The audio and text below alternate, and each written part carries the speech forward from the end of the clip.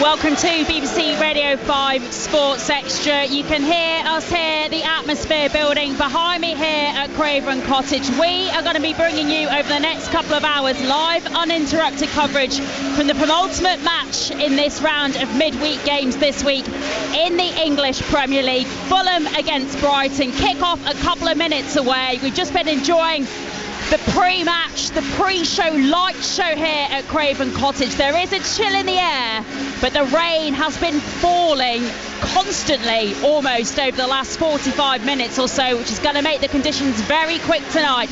Going to make sure that ball is moving very, very quickly across the turf here at Craven Cottage. Stephen Kelly, former Fulham Republic of Ireland defender, watching this game alongside me tonight, and we were just talking on 5 Live over the last few minutes, Stephen, about these two sides as the players are in the tunnel waiting to come out here onto the pitch here at Craven Cottage.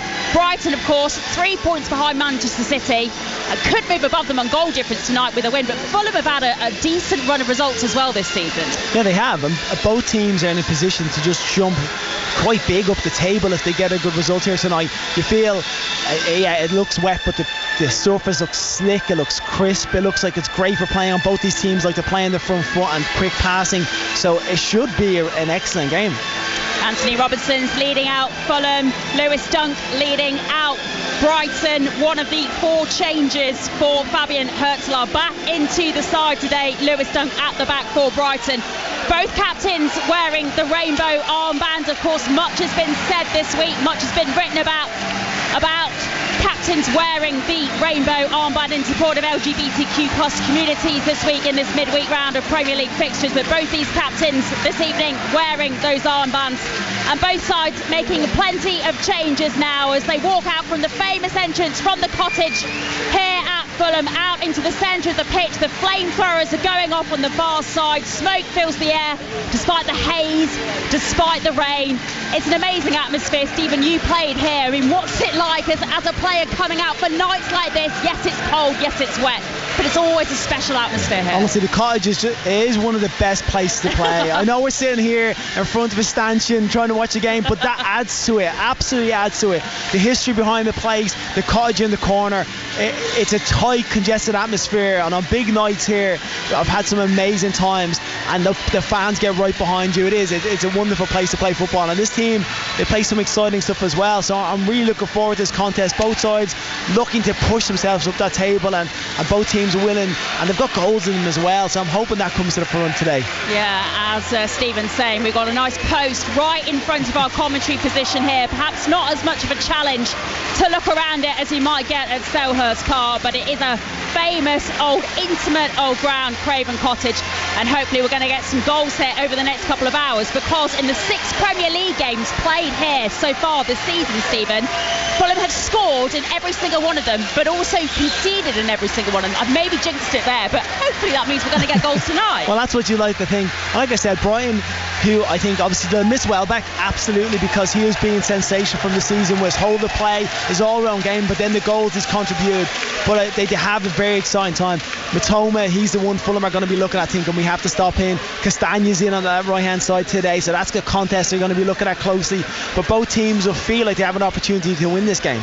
Yeah, as Stephen's saying, that is the big talking point from the team news headlines. If you were listening to us on 5 Live Sport a couple of minutes ago, that is the big headline from the team news. No Danny Welbeck in the matchday squad at all this evening for Brighton. We're told he has a slight knock, and it's not been risked therefore at all by Fabian Hurtelaar, the Brighton boss. 4 Brighton changes in all, 3 for Fulham, a couple of those enforced as well because of suspensions, in particular to Tom Kearney, who of course came on late on against Spurs last weekend for Fulham, got the equaliser for them, but then was sent off in the second half. So when we get underway, we'll run you through the lineups in full, but 3 changes for Fulham tonight, 4 for Brighton, and it looks like Fulham are going to be attacking towards the Putney end in this first half in their all white tops with the black shorts with the slight red trim down the side, all white socks as well, and Brighton are going to be playing in their all yellow away kit, slight sort of blue striped trim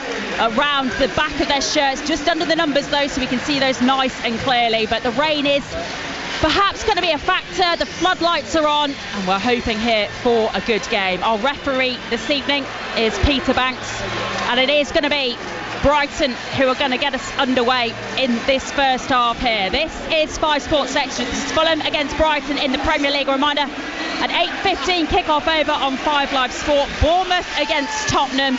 You can choose your listening. You can choose to listen to us here on 5 Sports Extra. Dip in as well on 5 Live Sport. Listen wherever you go as well on BBC Sounds. But this is Fulham against Brighton, and we are underway. And Matt O'Reilly has got us underway for Brighton. So, Brighton attacking towards the Hammersmith end in this first half. Fulham playing from right to left as we watch, so attacking the Putney end in this first half. And there is a throw-in for Brighton over on the far side. On the left, on the far side as they attack in this first half. We'll run you through the teams then in full. For Fulham, 3 changes, as we said, for them tonight. No Sasa Lukic, who's suspended. No Tom Kearney, who is suspended. Leno in goal, back 4, Robinson, Bassi, Diop and Castagna. Wilson and Berger across the midfield behind Nelson, Smithrow, Iwobi, Rodrigo Muniz. So Rodrigo Muniz, Wilson and Castagna, the 3 changes for Fulham in this match tonight. But it is Brighton on the attack at the moment, just outside the area down the right-hand channel. Adingra couldn't get the one under control, and there's a bit of head tennis going on at the edge of the 18-yard area for Fulham to defend at the moment. Just finding their rhythm in the early stages, the home side, and Brighton seeing a lot of the ball. Very positive start from the opening seconds of this match, Stephen. Yeah, it is.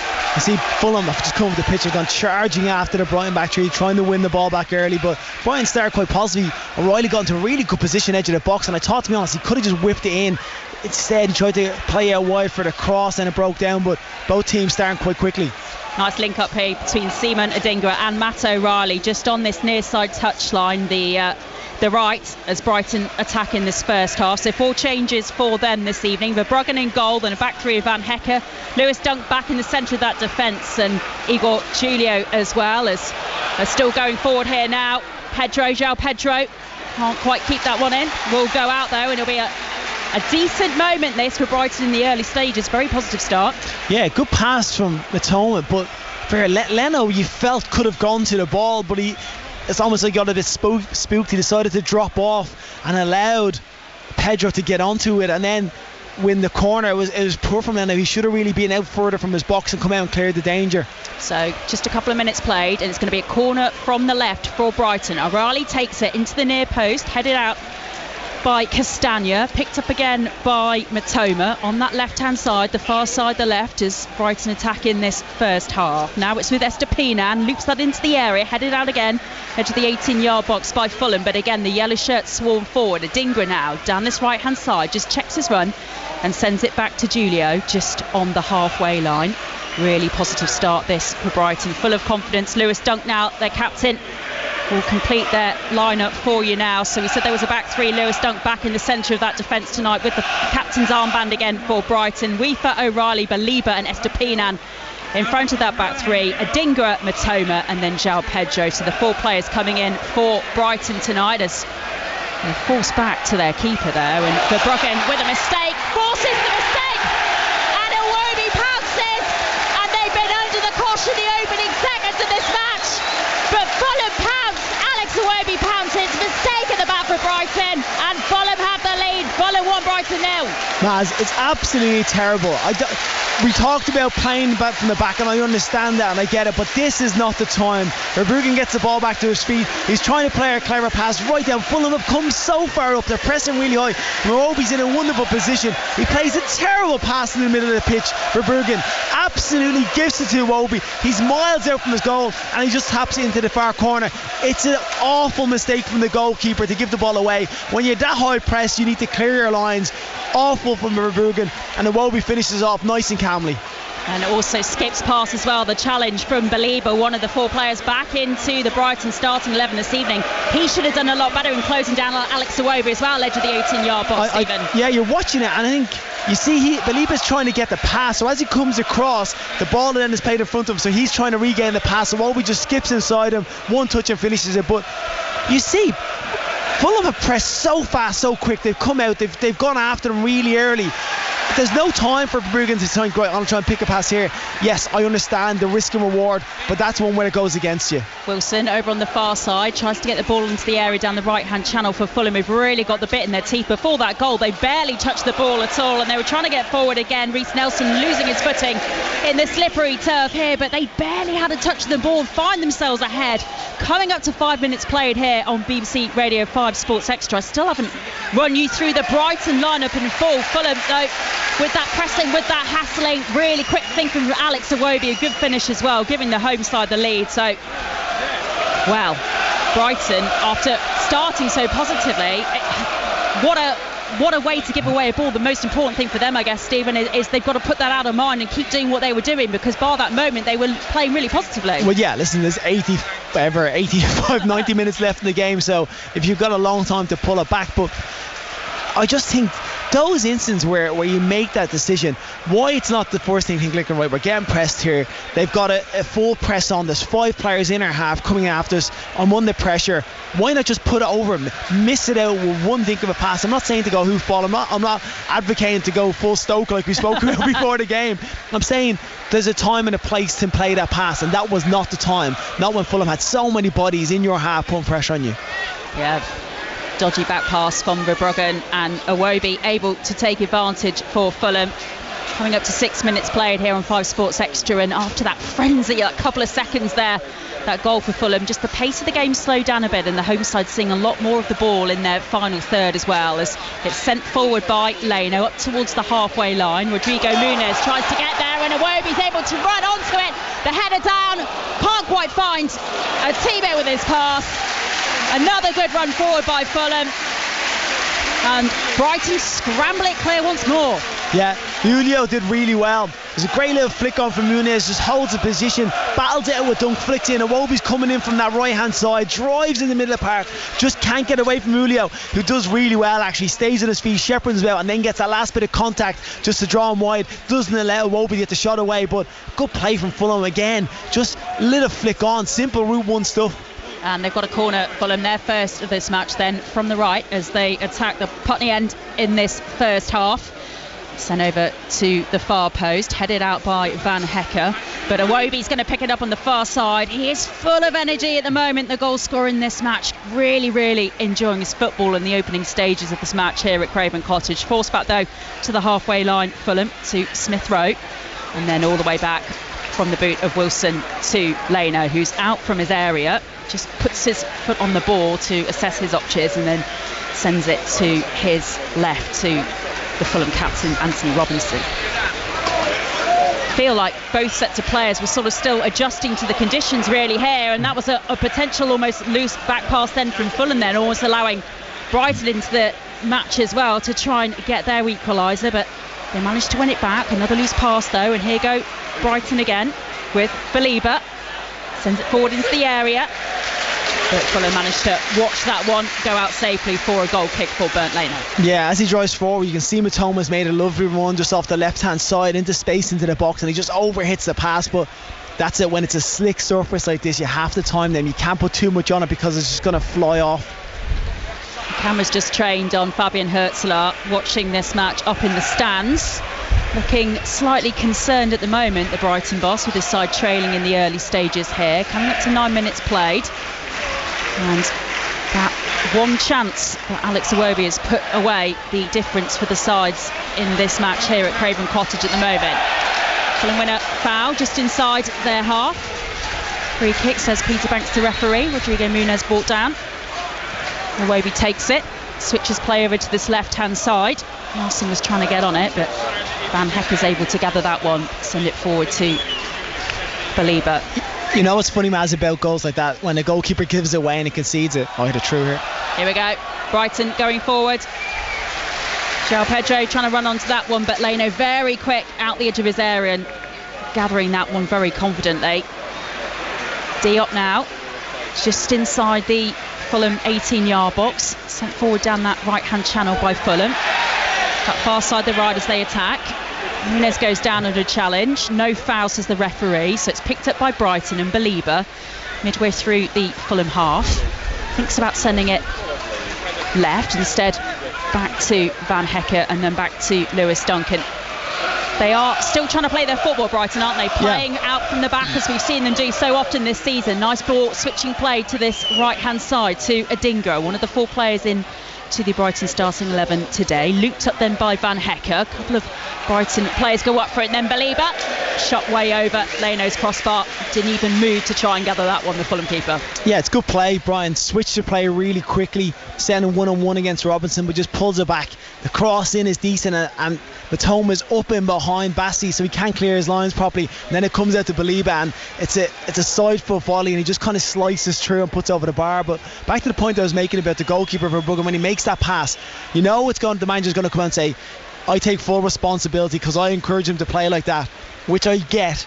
But there's a time when the player will have to take responsibility on himself for making that bad pass, and in that time the manager will like, listen, I encourage you, but you have to be able to see those options and make the right decision, especially when you know if you give the ball away there, it's going to end up in a goal or a goal scoring situation. I wonder what your former boss Tony Pulis would think about that one. Chatting to us on 5 Live before this game.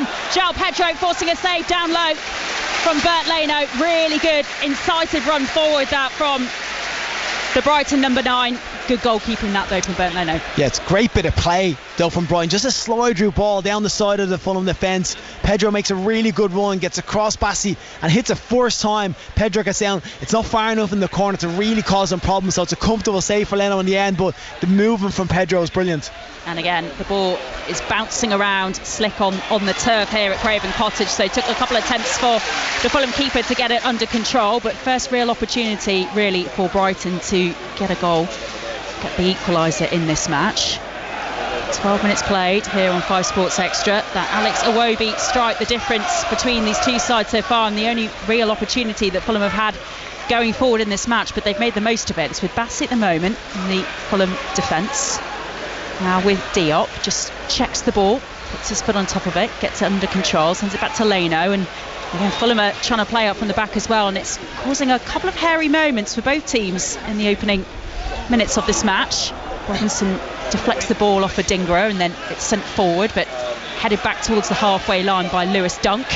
And Iwobi again gets that ball under control. He's so light on his feet at the moment. Smith Rowe out to Robinson on this left-hand side, cut back into the area, and Dunk does head that one wide, but for a moment I thought that might be going to the back of his own net. Yeah, to be fair, he does well. The ball is really low, so as he comes down, he almost knocks it out with his chest. I don't even think it's on his head. He has to adjust himself, get his arms behind his back. The Fulham will kind of question whether he handball or not, but he does well to clear it because Robinson's put it back into a dangerous area. Good break from Fulham down the left-hand side though. So another opportunity from a corner for Fulham. Again from the left as they attack the Putney end in this first half. Wilson raises his right arm as he's going to swing this one in for Bruggen. Edge of his area, headed back in by Rodrigo Muniz, and that one going wide of the right post. Another good opportunity for Fulham, Stephen Kelly. Yeah, it's a ball into a great area, centre of the pitch. It's an outswinger. Muniz just gets away from his man, but he can't get it on target. Little shove in the back to get that momentum, gets up over him and then heads it in, but just skips wide of the post. How difficult are the conditions and that these players are trying to play in at the moment, as again Verbruggen maybe gets himself in a little bit of difficulty, a bit of a nervy moment for Brighton, but they do get it clear, and it's now with Van Hecker. Just this right hand side of the pitch, this near side the right, as they attack left to right in front of us, Brighton. Julio now on the far side with Belieber. Mitoma now crossing it into the area. João Pedro can't get there. It's ping clear by Fulham and then comes back in, and then again headed out by Robinson that time. A couple of dangerous moments here for Fulham, who can't get it clear from the area. The ball pinging around, and eventually they do get it back up towards the halfway line.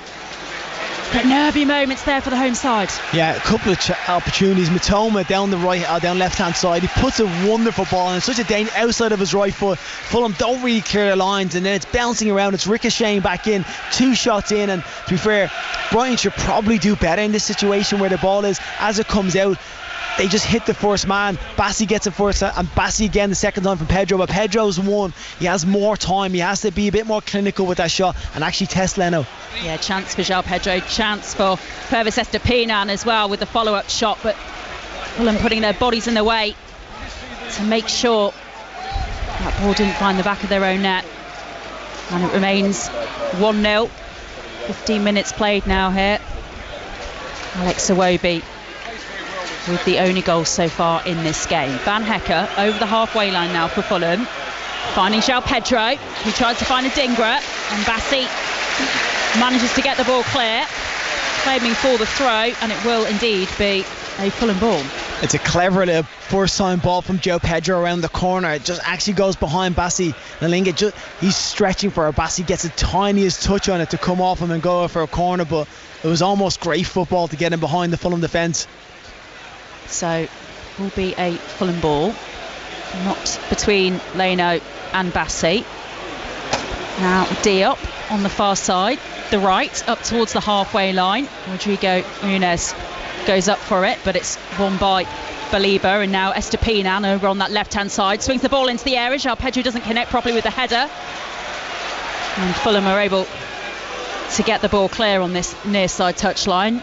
Nelson to Robinson, now Muniz challenging with Dunk, but gets the ball clear, and then Wilson, it was just overrunning. He wasn't going to be able to get there, but nice idea that from Fulham. Yeah, the initial first play from Muniz, just holding off Dunk, bringing it down, and then gets his head up to try and find Wilson. Overhits it. Like I said, it's a real slick surface. You can't be putting too much on it. It's going to skid out of play. And this is it's a tight, narrow pitch to Cottage.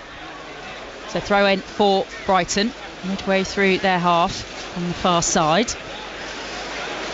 Sent forward down that left-hand touchline by Matoma. Then João Pedro does well to stay on his feet, skips through the challenge from Fulham, and then crosses it more centrally towards Adingra, edge of the area. Handball claims from the Fulham players, and indicated as such by the referee Peter Banks. Yeah, good play, João Pedro again. He's looked very lively. First touch opens up and he puts a ball into Adingra just at the edge of the box. Robinson, he just skips past, and as it comes up, he uses his hand to bring it down, gives the foul away to Fulham. But Pedro has looked really lively, I think. But that's obviously the big absence for Brighton tonight, no Danny Welbeck. But so far, it looks like that link-up play between Adingra and João Pedro has been, well, one of the real positives, really, from this Brighton performance in the opening 17 minutes. Yeah, there's been a lot of movement between himself, Matoma, interchanging, and even Matt O'Reilly is joining into that front, making it a front four almost at times. The Bruggen safely navigating the ball out for Brighton to play out from the back that time, and it is with Matoma over on the far side. Now Julio back to Dunk in the centre circle. Van Hecke. Brighton just trying to be patient, find those passes. But Fulham staying concentrated at the moment off the ball. So 1-0 to Fulham here, with 18 minutes played in this match, as Adingra isn't going to be able to get on the end of that one. It's going to be a Fulham goal kick. And of course at 8:15 on BBC Radio 5 Live, you can hear full match commentary of Bournemouth against Tottenham, the final match of these 10 midweek Premier League fixtures this week. Every game has been live here across BBC Sounds, BBC Radio 5 Live, here on 5 Sports Extra as well. And later on tonight as well, you'll be able to hear everything from tonight's action on the Football Daily podcast as well. Good move this forward again for Fulham. It's with Nelson on this left-hand side, just by the left-hand corner of the Brighton 18-yard box. Tries to send that forward for Smith Rowe, who manages to keep it in play just inside the dead ball line. But as Stephen Kelly's saying, the ball is moving so quickly on this slick turf, and Robinson judges that one wrong and gives it straight back to Adingra. And here go Brighton on the attack themselves. Matoma on the far side, nice overlap with Estupiñán, and Robinson manages to get that one under control as Brighton were looking to create something in the Fulham area. And Rodrigo Muniz then gets that one under control ahead of Lewis Dunk. Harry Wilson then can't get on the end of a ball forward, but it's really pinging around end to end at the moment, Stephen. It is. It's been an eventful first half. Robinson does so well at the far post here. It's the first win the header against Adingra and then clears lines. But Muniz, I think his hold of play has been excellent. And you see Nelson has tried to find the ball into Wilson there, and honestly, it was almost perfect. He whips it into space. Wilson had made a great run off the midfield in behind the Brighton defence. Dunk had been dragged out because of Muniz, and it just skips away on the surface. Maybe a bit of surprise that Rodrigo Muniz starting tonight ahead of Raul Jimenez, but he's really making his claim, isn't he, for his starting position so far in the opening 20 minutes of this match. Yeah, he's really putting himself about physically. He's getting in the faces of Dunk and Heck. Ball into his feet is sticking as well. He's been that link-up man, and then he's pressed really high up the pitch when he had as well. So it's been a good start to the game from both nines have started very well, I think. And he's up again, Rodrigo Muniz, the number 9 for Fulham's won the ball very well off Igor Julio. With Wilson on the right, that right channel, midway through the Brighton half. Into the area goes Rodrigo Muniz and forced out wide by Vifa. And a throw in on that far side, which Brighton will take. It's just been a nuisance, Muniz. Even then, it's not a great ball from Harry Wilson, but he just closes it down, doesn't let them clear their lines, and forces into a throw-in. So throw-in for Brighton, deep in their own half on the far side. And taken by Estupiñán, who's just directing some of his Brighton teammates, as we can see here with the floodlights, particularly those illuminating on the riverside stand over on the far side. The rain really swirling around here in West London. Difficult conditions, and Robinson's gone down under a challenge from Adingra, and it will be a free kick for Fulham. Yeah, it has. It just feels like the wind is picked up, isn't it? It is. Those four corners that are open to the stadium just allows it to whip in and just kind of circulate around the stadium. So I guess the question is, given that this is a free kick that is pretty far out, though central for Fulham, it's all about, in these conditions, testing the goalkeepers, and we've already seen a rattled Bart Verbruggen in the Brighton goal already tonight. This is maybe an opportunity for Fulham to try and test him some more and force him to make another mistake. It is. What's difficult about these ones is almost the angle's not enough, so you can't whip it in behind the defence as much as you'd like. A little bit closer to the touchline allows you to really test them and put that ball in behind them. Wilson sends it over to the far side, the right, as Fulham attacking this first half. Shouts of handball, but referee allows play to continue. Brighton to try and play up from the back. Believer goes down there in a challenge, and the referee does blow his whistle for a Brighton free kick. Bassey not happy with that one. No, he's frustrated, to say the least. He gave the ref an earful, who's not having it either.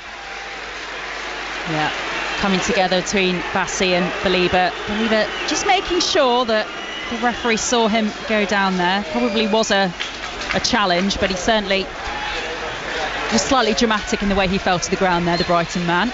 But it is a free kick for Brighton, which they send back to Verbruggen in their goal. And now Dunk forward outside the Brighton 18-yard box. Van Hecker on this near side, the right, back to Dunk, who's tracked by Smith Rowe. And again, because the ball is moving so quickly on the surface, Van Hecker has to check his run and go all the way back almost to the dead ball line. Brighton find themselves a little bit under pressure here, trying to play all the way out from the back. Forward again by Dunk. Adingra doesn't get there. Robinson does. Now Nelson doesn't find Iwobi though with his pass, but it's picked up by Bassey, and Fulham are going to go again here on the far side, the right. It's great pressure for Fulham. They know Brighton are trying to play. They're trying to, overplay at times, and Fulham are just going, right, the ball's gone back, we're going to press as a team and go together. Starts with Muniz, and they all come up behind them. And eventually Verbruggen, it's actually Dunk who just clears his lines. Robinson intercepts, and then Fulham have won the ball back within the Brighton final third. So still that Alex Iwobi goal in the early stages here. The difference here at Craven Cottage. Here on 5 Sports Extra. But Matome's off on the run now, more centrally. Brighton finding Adingra at edge of the area, skips past Robinson, tries the looping shot, which goes high and wide, but closer to that one than maybe what we've seen from Brighton in the last couple of minutes. Yeah, he does really well to create the space for himself, chops inside in his right foot, and then as it opens up, we have a perfect angle of what he's trying to do. He's trying to curl into that far top left hand corner, but he just gets under it. You can tell he wasn't the most comfortable on his left foot and just lifts it into above the bar. That's the voice of Stephen Kelly with us here on 5 Sports Extra. We have said that in the Premier League so far this season there have always been goals in every fixture played in the division here at Craven Cottage this season. Fulham scoring in every game, but also conceding in all 6 that they've played here as well. So hopefully there are still more goals to bring you from here at Craven Cottage. Ball has gone out for a throw-in just in front of the dugouts on the far side. Remember, Fabian Herzler watching his Brighton side from up in the stands, and watching his side at the moment still trail to that early goal from Alex Iwobi. Calvin Bassey's just on the ball at the moment in the middle of that Fulham defence, midway through their half. Now with Robinson, who's put under a little bit of pressure by Dingra, back to Bassey and then Leno in the Fulham goal. And you can almost, perhaps, behind us hear the rain as it's hitting the roof on top of us and top of the Johnny Hayes stand that we are watching this game for you here. It's continuing to fall, unrelenting the rain, and certainly will be a factor from set pieces and from corners potentially, as Stephen was saying. Another throw in for Fulham on the far side, and the cam's just trained on a very wet and bedraggled Timothy Castagna on his 29th birthday, taking that throw in for Fulham back to his goalkeeper Leno, edge of his D. I'm sure he could be thinking of nothing better to be doing than out here on it. Honestly, even though you can think as a kid growing up, we've said on your birthdays you could be out playing football in the Premier League. Would you take it all day long? Wilson feeding in Rodrigo Muniz in the area. Follow up though, doesn't find Wilson, and then Brighton just get it clear. Dingra forward again. João Pedro trying to win the header. Matoma helps him out. And now it's with Estupiñán on the far side, making the run down the left-hand channel. Brighton now midway through the Fulham half, getting forward here. João Pedro, bright pink boots, skips past a couple of Fulham players in the area, but then runs into a bit of traffic and it's sent back out to Estupiñán. He tries a back heel that goes straight back to Fulham with Smith Rowe, who then doesn't find a teammate, and again he loses possession straight back to Van Hecker and Brighton. Matoma, edge of the D, doesn't get there. Again, it's cleared by Castagna. Smith Rowe trying to put Van Hecker under some pressure, and Brighton forced all the way back into the centre circle and back to their captain Lewis Dunk. Yeah, Brighton. Pedro again did really well, gets the ball. Estupiñán, you think there was a time where he could have just put into the box. Matoma, dangerous cross on the left, and Robinson's forced to put it out on this near side. The right as Brighton attack for a throw in for Brighton.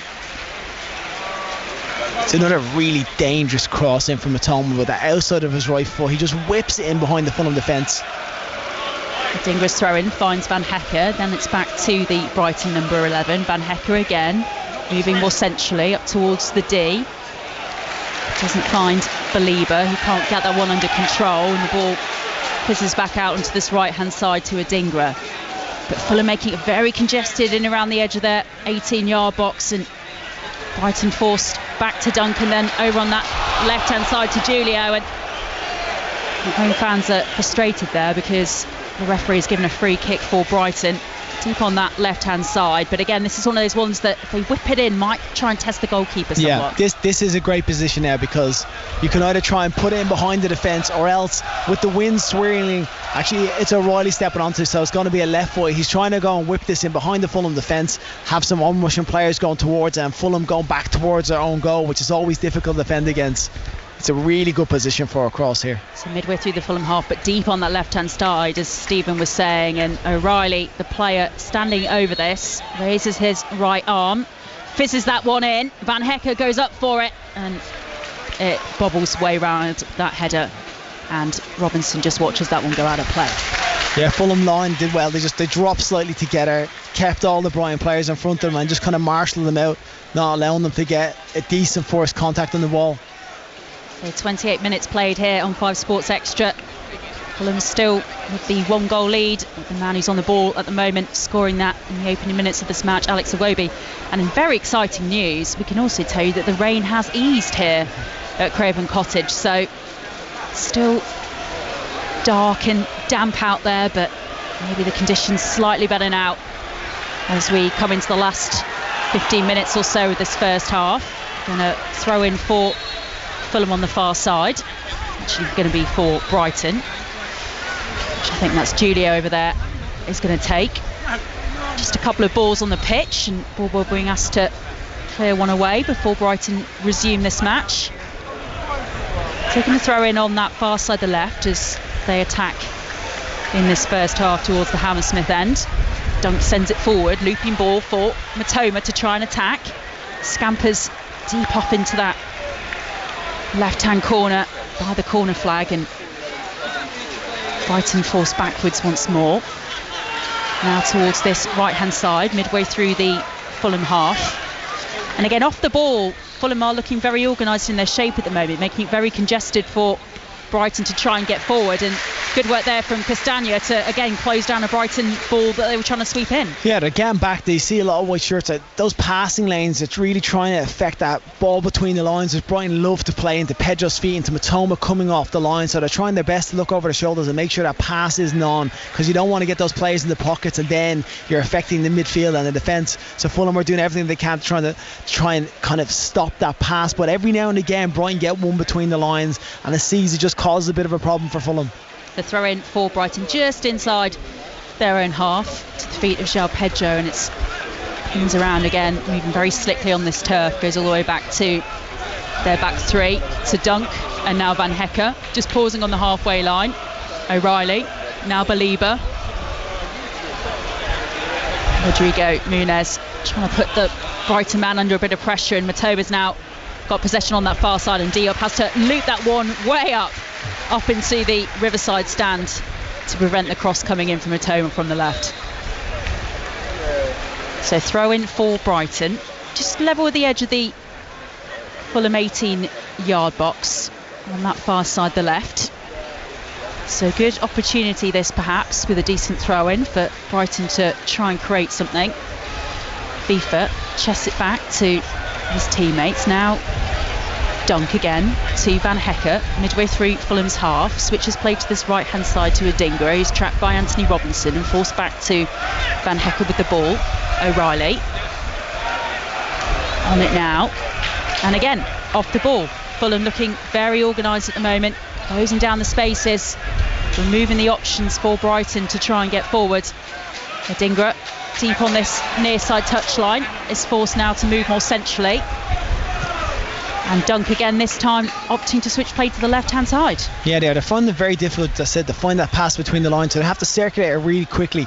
But then when Fulham see the opportunity or sense a chance to go and press, it's Muniz or Rowe goes quickly, and then they all come up behind them. Smith Rowe doing enough there to put off Baliba, but the free kick has gone the way of Brighton, and the first yellow card of this match is going to be shown to Sander Berge for that challenge, and it's going to be a free kick for Brighton. Yeah, the challenge on João Pedro, first yellow card of this match, and the free kick for Brighton very centrally midway through the Fulham half. It's interesting because João Pedro comes from behind, the Berge is looking at the player coming in front of him, so he's going in for the ball, not knowing that João Pedro is actually going to nick it in front of him, and then he kind of goes through him. It's a tough tackle, and it is a yellow card, but you can see he was unsighted by him behind them. Painful one though for João Pedro. He's just getting up onto his feet now, and it looks like Lewis Dunk potentially is leaving this again for Matt O'Reilly to try and whip this one in. Much more central, this free kick for Brighton than the one they had in the last couple of minutes. That was headed well wide by Van Hecke. What will Matt O'Reilly do with this one this time? All of Fulham's outfield players lined up defending the edge of their 18-yard box. Raises his right hand, O'Reilly, then sends it over to the far side. Dunk tries to get that one down under control, but Fulham get it clear, back up towards the halfway line, and Brighton are forced all the way back into their own half.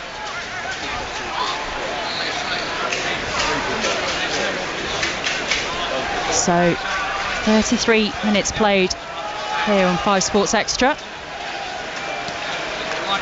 Commentary of course to come as well in the next 15 minutes or so of Bournemouth against Tottenham in the Premier League as well on 5 Live Sport. And in the second half here we'll keep you updated on the latest scoreline from that game, the final one of these midweek Premier League fixtures.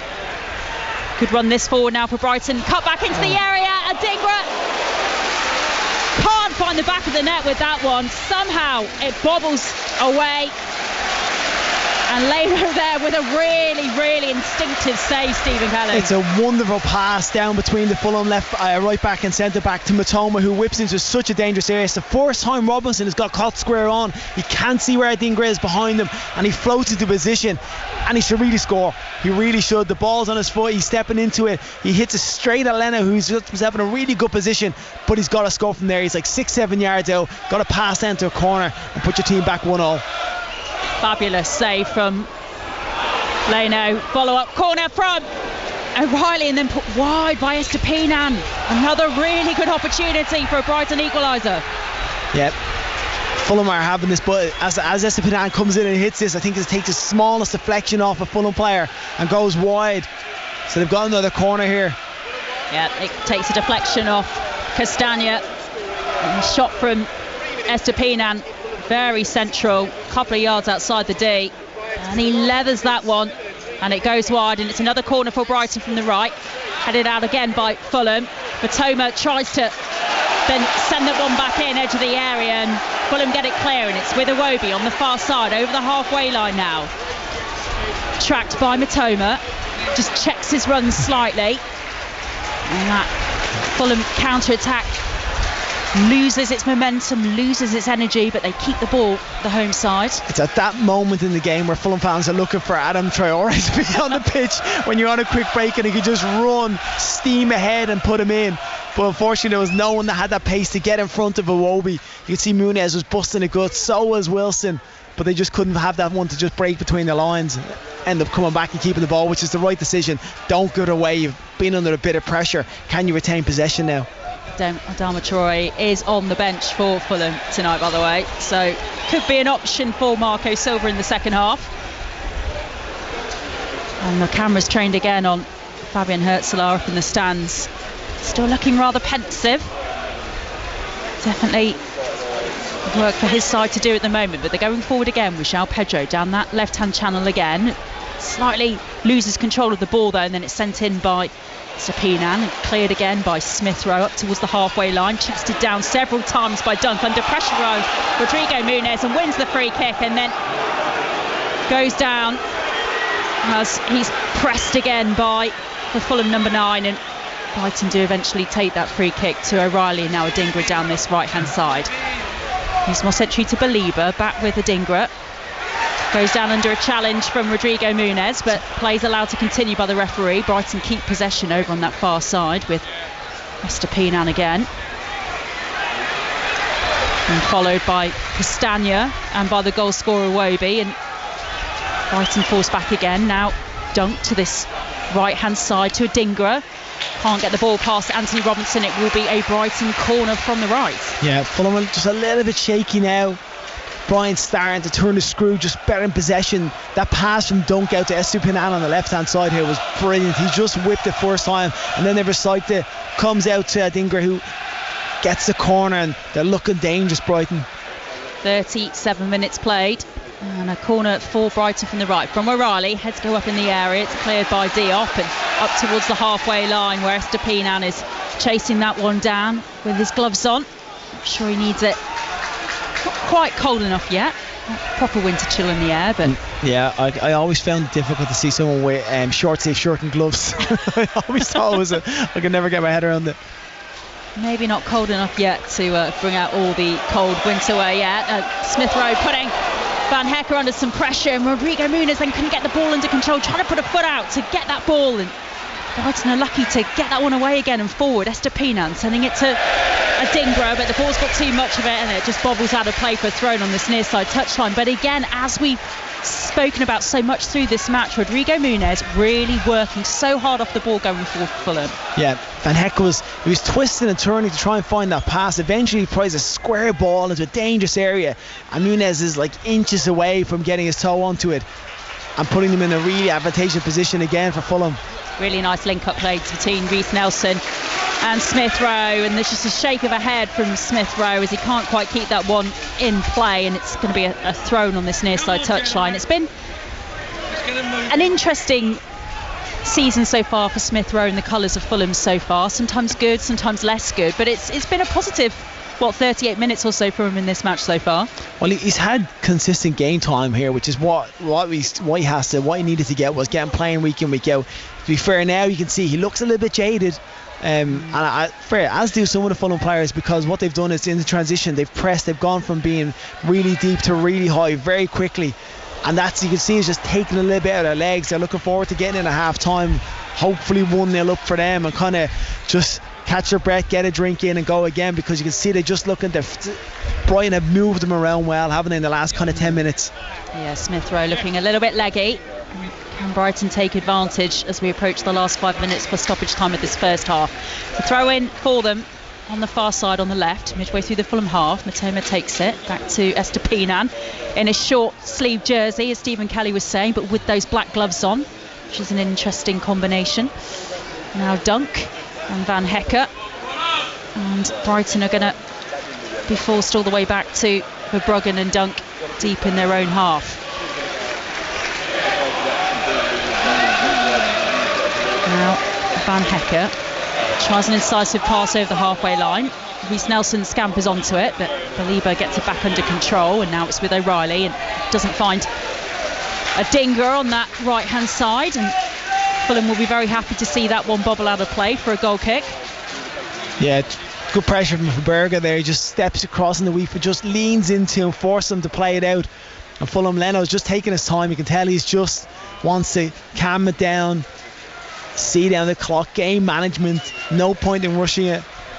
I'd be surprised if he passes this short. And it is long. It is a long ball forward for Leno. Rodrigo Muniz battled out of that one though by Lewis Dunk, straight back to the Brighton captain from his keeper as well. Marco Silva's now standing at the edge of his area, looking a little bit thoughtful. Stephen Kelly, you know, we talk about Fulham looking a little bit tired in the last 4 minutes plus stoppage time in this first half. You know, there are the options though on the bench, aren't there? We talked about it already. Adama Traore, Raul Jimenez, who of course isn't starting this match, and you know, potentially, I imagine, will he look to his bench at half time? What do you think he will say to his players at the moment, Marco Silva? I'm not sure he'll do it at half time, but I wouldn't surprise if changes come. If it stays like this the first 10-15 minutes of the second half, they're going to have to get a lift. They've been under pressure. Brighton have dominated possession for most of this half, but Fulham have looked good in the counter-attack. That's waned slightly in the last kind of 10-15 minutes. You can tell the players just don't seem to have the energy about them. So you expect that to maybe change in the second half. Julio to Matt O'Reilly, now to Adingra on this right hand side, loose ball from him, straight back to Fulham, straight back to Xander Berger, and now Anthony Robinson skipping and making a run down this near side touchline, and Smith Rowe, and we talked about potential tiredness from the Fulham number 32, looking tired there as he couldn't get that one back under control, and Brighton are going to go again down the left hand side with Estupiñán, now Matoma, but can't run onto that one. And then Iwobi gives away the free kick. Matt Weaver brought down on the left hand side of the Fulham half, and this is going to be decent. This is 8 yards or so outside the Fulham 18-yard box, and tight angle on the left. This is going to be a decent one for them. It's a great position to hit. You want someone hitting this at the goal. Pedro looks going to step up and take it and try and test the goalkeeper, but it's poor from Fulham. Iwobi gets caught just receiving the ball blindly, doesn't even look on the turn, and then gives the foul away, and it's a really advantageous position. The wind's behind them, difficult distance, he could bounce up and skid off the surface. He has to hit the target here to test him. We've already had one really good save from Bernd Leno in this first half, with his right hand pouring away that chance, that strike from Siwan Adingra. Is he going to be tested again here? Matt O'Reilly and João Pedro both standing over this free kick, and it is O'Reilly who sends it in, and that is attacked by Brighton and then over the crossbar. And Matt Weaver is gesturing at the referee because he thinks that should be a Brighton ball, and it is going to be a Fulham goal kick. Yeah, good position. I thought they were going to shoot, but instead O'Reilly tries to just dink into that far post, but he's gone early, he's got offside. Dunk, he's giving the foul away maybe. I'm not too sure what the linesman has called for there, but Berg's down. I think maybe he got a bang in the back of the head from the challenge. Yeah, Xander Berger coming together with Lewis Dunk as Dunk tried to lay off the ball almost to Matt Weaver, and because this is a head injury, of course, we're going to have a pause and play here, and Marco Silva's just taking this opportunity to gather his players round. You see this an awful lot now in the Premier League, both sets of players gathering round their support staff, and there's a bit of blood there actually in Xander Berger's nose, so this might be a couple of minutes of pause and play here. I don't imagine getting a bang on the head from Lewis Dunk's head is something that's very fun, Stephen Kelly. No, it'd be painful, I'd say. I'm sure Dunk has done that a few times because he doesn't hold back. He's one of those players that will attack something and throw himself into it. But again, Fulham need this little respite. I think they've been under the cosh for a little bit. Yeah, you know, from the second half to the last kind of 15-20 minutes, Brighton have really started to turn it on, moving the ball a lot better. They've still been guilty of giving the ball away in that final third, that final pass, just misplacing it, giving Fulham a chance to win it. But yeah, it's been better from Brighton. From a Brighton perspective as well, how much do you think they are missing Danny Welbeck? Being a player in the kind of form he's been in this season, some of these half chances that they've had, potentially it was him on the pitch on the end of them as opposed to João Pedro or Seaman Adingra, perhaps Brighton would have already had the equaliser. Yeah, for me the best chance is that the one, I think it's Adingra, when he steps inside, I think he loses Robinson and he comes onto his left foot, and Leno pulls off a really good save. You have to be in the right spot, your position has to be good as a goalkeeper, and then you push your way into a good area. But as that comes in, he's watching the ball the whole way into his left foot, and that's when you want that calmness with someone like Welbeck, who is when you're in confident form like that, you can just pass into the corner, keeper's moving across, you put it back the wrong way.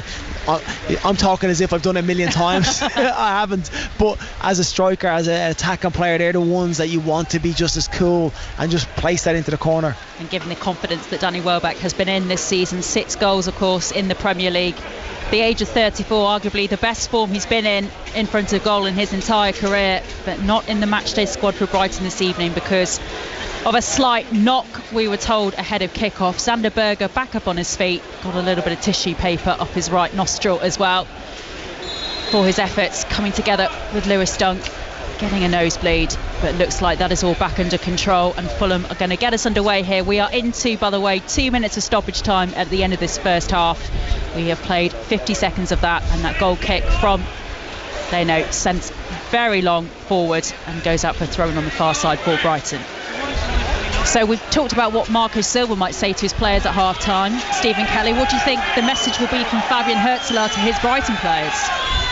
I would say he's going to want more to say. Estupiñán is in an unbelievable position here on the left hand side. If he didn't see him and he played it out of park, he just sorry, as you're watching here the play unfold, Estupiñán made a run down the left hand side. Castaña's got dragged right in and Heck looks up, sees him, but then opts to play the ball down the line. But you feel Brian would say more of the same. Just can we, in that final tour, can we be a bit more clinical? Can we have that pass? Can we not be as rushed with trying to play between the lines? If it's not on, maybe recycle away until someone breaks that line, breaks that position, and then make that pass. But you know, they are breaking them down, they are finding space, and it's just, I think it's a matter of time before Brighton kind of get another really good chance.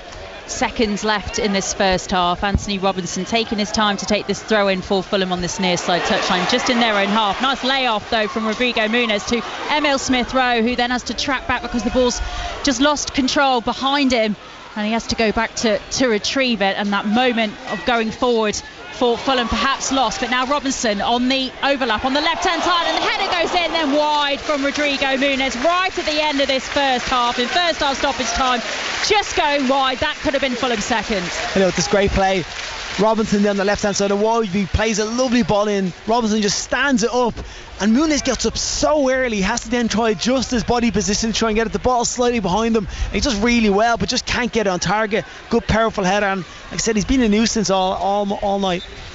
And that is the half-time whistle then. So that Alex Iwobi goal, the only one in this match so far, giving Fulham a 1-0 lead over Brighton here at Craven Cottage at half-time. We'll be back in the next 15 minutes or so. But of course, the final game in the Premier League in this midweek round of fixtures just about to get underway. Bournemouth against Tottenham. So for the next 15 minutes, we'll hand you back over to our 5 Live sport coverage to listen to that, and then we'll return here for second half commentary of Fulham against Brighton. At half-time, though, it's Fulham 1, Brighton 0. Through the pitch, John, and they get runners. They play quickly forward and they run quickly forward. Tottenham have had all the ball, but again, like you say, they look really, really dangerous when they broke then. Let's go to Craven Cottage. Fulham against Brighton, and Aaron Paul. Half-time, Fulham 1, Brighton 0. Quick thinking from Alex Iwobi sees Fulham ahead here. Iwobi able to nip in as Brighton keeper Verbruggen's attempt to play out to Carlos Baliba was misplaced. Fulham looked for the second. Iwobi denied by Eagle as he ran through minutes later. But Brighton at force burnt Leno and some really good saves. João Pedro with the first. Seaman Adingra should have scored from point blank range. Great save from the Fulham keeper.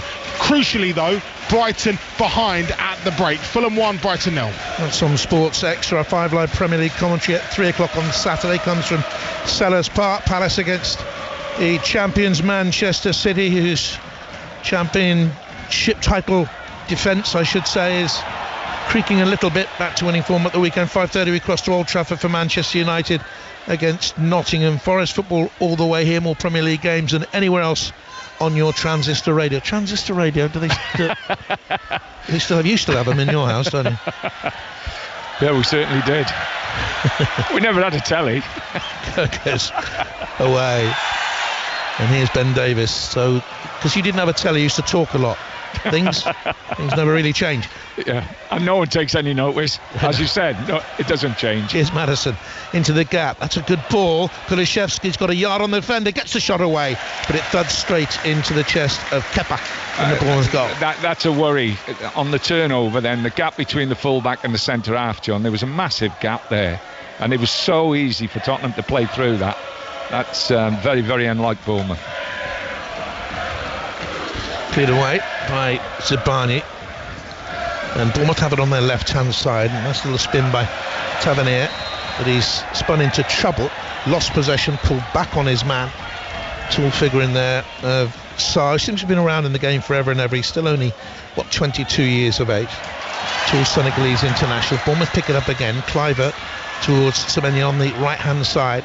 He's just darted away from his marker Bissouma, and he nudges the ball to the left-hand touch and halfway inside the Tottenham half. Tavernier, low ball in blocked by Archie Gray, and Tottenham will get it away here with Udogie. They've got two good young fullbacks. Gray is 18, Udogie is 22. Gray, such a versatile player as well, can play midfield. Udogie almost plays like a left-side midfield player, the Italian international. Here's Maddison, so much the creator for Spurs, and the captain's armband on his left arm. Bissouma now advances into the Bournemouth half. 0-0 on 5 Live, and a low ball in by Udogie. Looks for the run here of Kulishevsky across the goal, and stabbed up by Kirkesh, who clears it away. 6 minutes gone, no goals on 5 Live. And there'll be a free kick here. That's twice they've got round the back of Bournemouth's defence, John, and played the ball across the face of the goal, and there was no Tottenham player in between the goals. You know, that's where you score your goals. If you're going to get crosses in, then you've got to get people in between the goals. And that again, if you'd have had someone coming from midfield a little bit earlier, it's a tap-in, John. Free kick here to Bournemouth, and it'll be taken by Kepa. He's played 8 of the last 10 games for them in the league. Man on loan from Chelsea, was out at Real last season.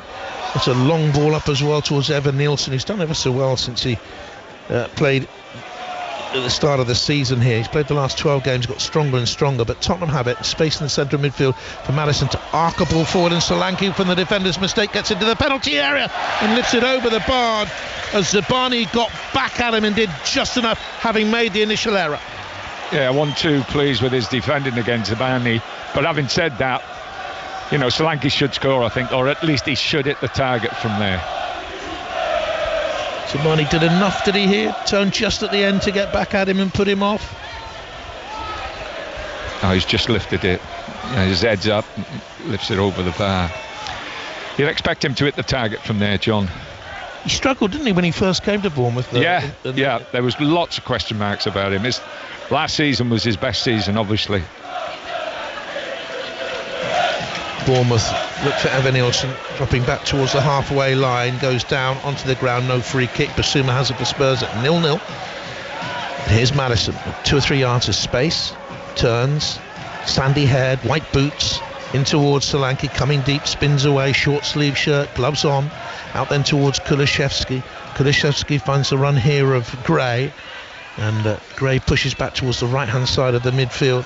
Maddison spinning, takes the return from Kulishevsky, well guarded by Kirkes, and he will get it away. If you can get through, however you pick up pictures of players from back in the day, then I do encourage you to get some pictures of Eddie Gray and his pomp. The 1970 FA Cup final leads Chelsea. The first game he was absolutely sensational, and then the second game they put Chopper Harris on him, and he didn't last long. Semenya. Yeah. He'd have been put in jail now. Chopper. Yeah. Wouldn't have lasted long, would he? I think part of this thing about set pieces, Tony, you were talking about it with Ellie before the game, is defenders don't defend as physically at set pieces like they used to do. It's crucial, isn't it? Totally agree with you there, John. Maybe they're not allowed to. Yeah, or they don't practice it. I don't know. Away it goes by Fraser Forster. Kicks out towards ground, the far side. And it's going to be a throw in then to Tottenham Hotspur, coming with such a higgledy-piggledy form guide, really. Just don't know what you're going to get for them. Draw at home to Fulham, drew against Roma, a fantastic win at Manchester City on the back of a home defeat by Ipswich, and Bournemouth are just the same, really. I mean, look at their recent form, beaten away at Brentford, beaten here by Brighton, then they go and have that big win against Wolverhampton Wanderers, and they're on the attack now. That's a good challenge, though. Really good tackle to win it back by Dragushin, and now Tottenham can break, and it's Solanke making great strides through the middle, veers to his left hand side, now gets into the penalty, guarded by two. The block comes in by Zabani, and I think that was a great chance. It's probably, he'll reflect on later on, that he should have done better with. He wasn't too comfortable going on his left side. He was trying to get back on his right side, John, to be honest. The two centre halves have started very, very sloppy for me from Bournemouth. You know, they are certainly not up to pace with what Tottenham are providing at the moment. No Senesi back there, don't forget, went off late on in that victory at Wolverhampton Wanderers. Zabani alongside Hussein, who's just his third league start, and first since the end of September, as Maddison takes this corner kick. A hush comes over the ground, 0-0 on 5 Live. In comes that corner kick. It's well defended back there, plopped back into the box by the header of Archie Gray. Now Bournemouth will look to counter. Tavernier has it, head down, good burst of pace. It's Clivert, I beg your pardon. Clivert on this right hand side, and in the end he slipped. Gray got back with searing pace to get there. Yeah, Gray played the ball. It wasn't for the crowd shouting for a free kick. It wasn't. It was a great challenge. Got back so quickly, didn't he? Gray. Now Semenya in towards Clivert. Dragushin was with him this time. The referee does give a free kick against Dragushin, who nibbled at the ball, probably wasn't there to be won from his body position. He's given away a free kick. Yeah, not so sure. For me, that's a 50-50 challenge. Well, Tony made a fair few of those in his career, including a spell down here, of course, at Bournemouth. And then you got your first crack as a manager here at Bournemouth. Yeah, Harry signed me in 86-87, and I played for him, coached, came back and coached with them, and then managed them. The club's changed. Well, it's just a completely different club now, John. We get taken by Clivert into the box, half volleyed away, back up to this right-hand touchline, 0-0. Tavernier then gets it back to his left foot, loops it across towards Semenya on the far side, and it goes out of play. It also says here, and I never gave away a free kick in any of those tackles. Signed Tony. These were different in those days, Tone, weren't they? Yeah. You know, I came out of the house today, John, and it was raining, and you know, night under floodlights, wet. Remember the pitches and everything else. Lick your lips. You knew it'd be a competition, a game of challenge. The game's changed. Has it changed for the better? Well, that's the supporters' view. Be interesting to see what they think. Supporters our age, is there many around? Now here's Basuma, very athletic now. Pitches, of course, much improved. Sports science, that's a huge development in the game as well. Yeah. There have been positives in the development of this wonderful game. It has taken us to so many places, and we have so many memories. And Dragushin chips too long, and away and out of play it goes for a goal kick. So I don't like people who are in the game slagging it off, Tone, to be honest, because now the game's John, I've been from 15 all the way through. The game has been absolutely fantastic to me, to my family, and to the memories that I've got. What it's enabled me to do as an individual has just been wonderful. It's the best game in the world, John, and this is the best country in the world for football, in my opinion. Away by Kepa all the way through, and Doggy has it for Spurs, 5 yards outside his own penalty. It rolls in towards Ben Davis. Not everyone's cup of tea, Ben Davis. Yeah, he's done a great job. 340 games for the club. Yeah, he's done a great job. They signed him from Swansea, yeah, John? They did, yeah. Yeah. Some 10 years ago. cuts it into Maddison. That's a lovely angle first, and ball off to Udogie, and Udogie's got Johnson running down the left hand side. 0-0, Tottenham pressing, low ball into the middle, cut out by Zabani, and it should be cleared away now for Bournemouth on this right hand side of their defence. Zabani's come all the way out here. We'll have to trot back into a central defensive position as Semenyo heads on now towards Evan Nielsen to run Dragoshin, and he stabs a quick ball back to Forster that sees him hurtling along the dead ball line to slice a clearance away. It wasn't an easy ball for Forster to deal with. That Dragoshin gave too much welly on it, and he now clears poorly away and comes across into the middle, headed away by Gray from the Christie cross, and Bournemouth have a little spell here. Now towards the left touchline, 0-0, Tavernier on it. Fulham lead Brighton in the other game in the Premier League in this first midweek series of fixtures this season. Been good stuff, hasn't it, this week? Christie away then towards Semenyo on this right hand side, wearing 24, former Bristol City player, short sleeve shirt, good to see. In then towards Christie, who's having a fine season, and Smith low, dangerous cross. Dragoshin got a touch on it, then it bounced off his teammate and nearly came through to Clive. Was it in there? Yeah. No, it's Evan Nielsen. Just cleared away for a corner. Good save from the keeper. Big block by Fraser Forster to deny Evan Nielsen, who had to react very quickly. Good goalkeeping. Just trying to see if Tottenham are man marking or whether they're zonal. Yeah, they look as though they're man marking. A couple of zonal players. Dragoshin is on the edge of the penalty area with Zabani there. Big Hussein is there as well. Got a Tottenham man marker on him. Semenyo is covered by a man marker as well as Tavernier swings towards that back post. It's in! Davey saying, well, they might have man marked him, but they didn't do it very well. And he rushed towards the far post, beyond the far post he went, and headed it back across goal into the bottom corner. 1-0 Bournemouth. He was by himself, John. Whoever was marking him has just switched off completely. We'll see it in a replay now, but whether it's the pre-arranged set play from the training ground, whether they've blocked someone and then he's got round by himself, let's have a look. He peels away beyond the far. No one went with him at all. Who's the 6? Lost by Radu Dragoshin. Yeah, he's let him run. He's just dropped into the middle of the box. He's not followed him at all. Dragoshin in the side really, because Van der Ven and Romero are both missing, and there have been question marks about his defending already this season. That was poor from him though. That was shocking, John. It's not poor. Was it 5-6 yards off him from when the corner was taken to when he headed it in? Well, his last goal came on loan with Roma last season against Frosinone. And Tottenham Hotspur have conceded away from home, and therein lies the danger, because they haven't won any of their last 14 Premier League away games when they have conceded. And if this is a team that has genuine ambitions of a top 4 place, they have to come to grounds like this, I think, and get something. And that's, with all due respect to Bournemouth, who've been terrific this season. Well, commentary of Bournemouth against Tottenham with that goal in the last couple of minutes for Bournemouth to put them 1-0 up in that match continues over on 5 Live Sport here on 5 Sports Extra.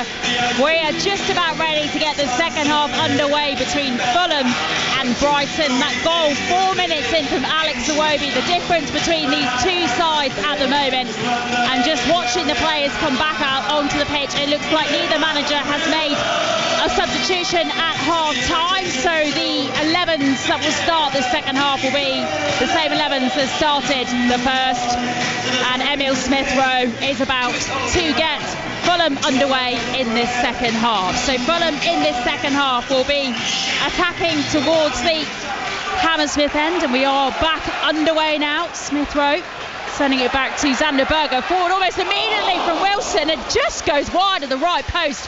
My word, opening seconds again, and Fulham almost making it 2-0, Stephen Kelly. They almost messed up their kickoff because it almost got intercepted, but then it drops to Iwobi. He just plays the ball first time over top. Wilson's made a great run, and as it's coming over shoulder, he hits it on the volley on his right foot and just puts it past the post. You would have absolutely fancied him if this one is on his left foot coming over the shoulder, but fortunately it's on the right foot and he just pulls it wide. But it's a great chance early on. And I reckon we played 15 seconds, if that, of this second half before Fulham and Harry Wilson that wonderful chance to put them 2-0 up. So it is still just that one goal in the 4th minute, scored by Alex Iwobi.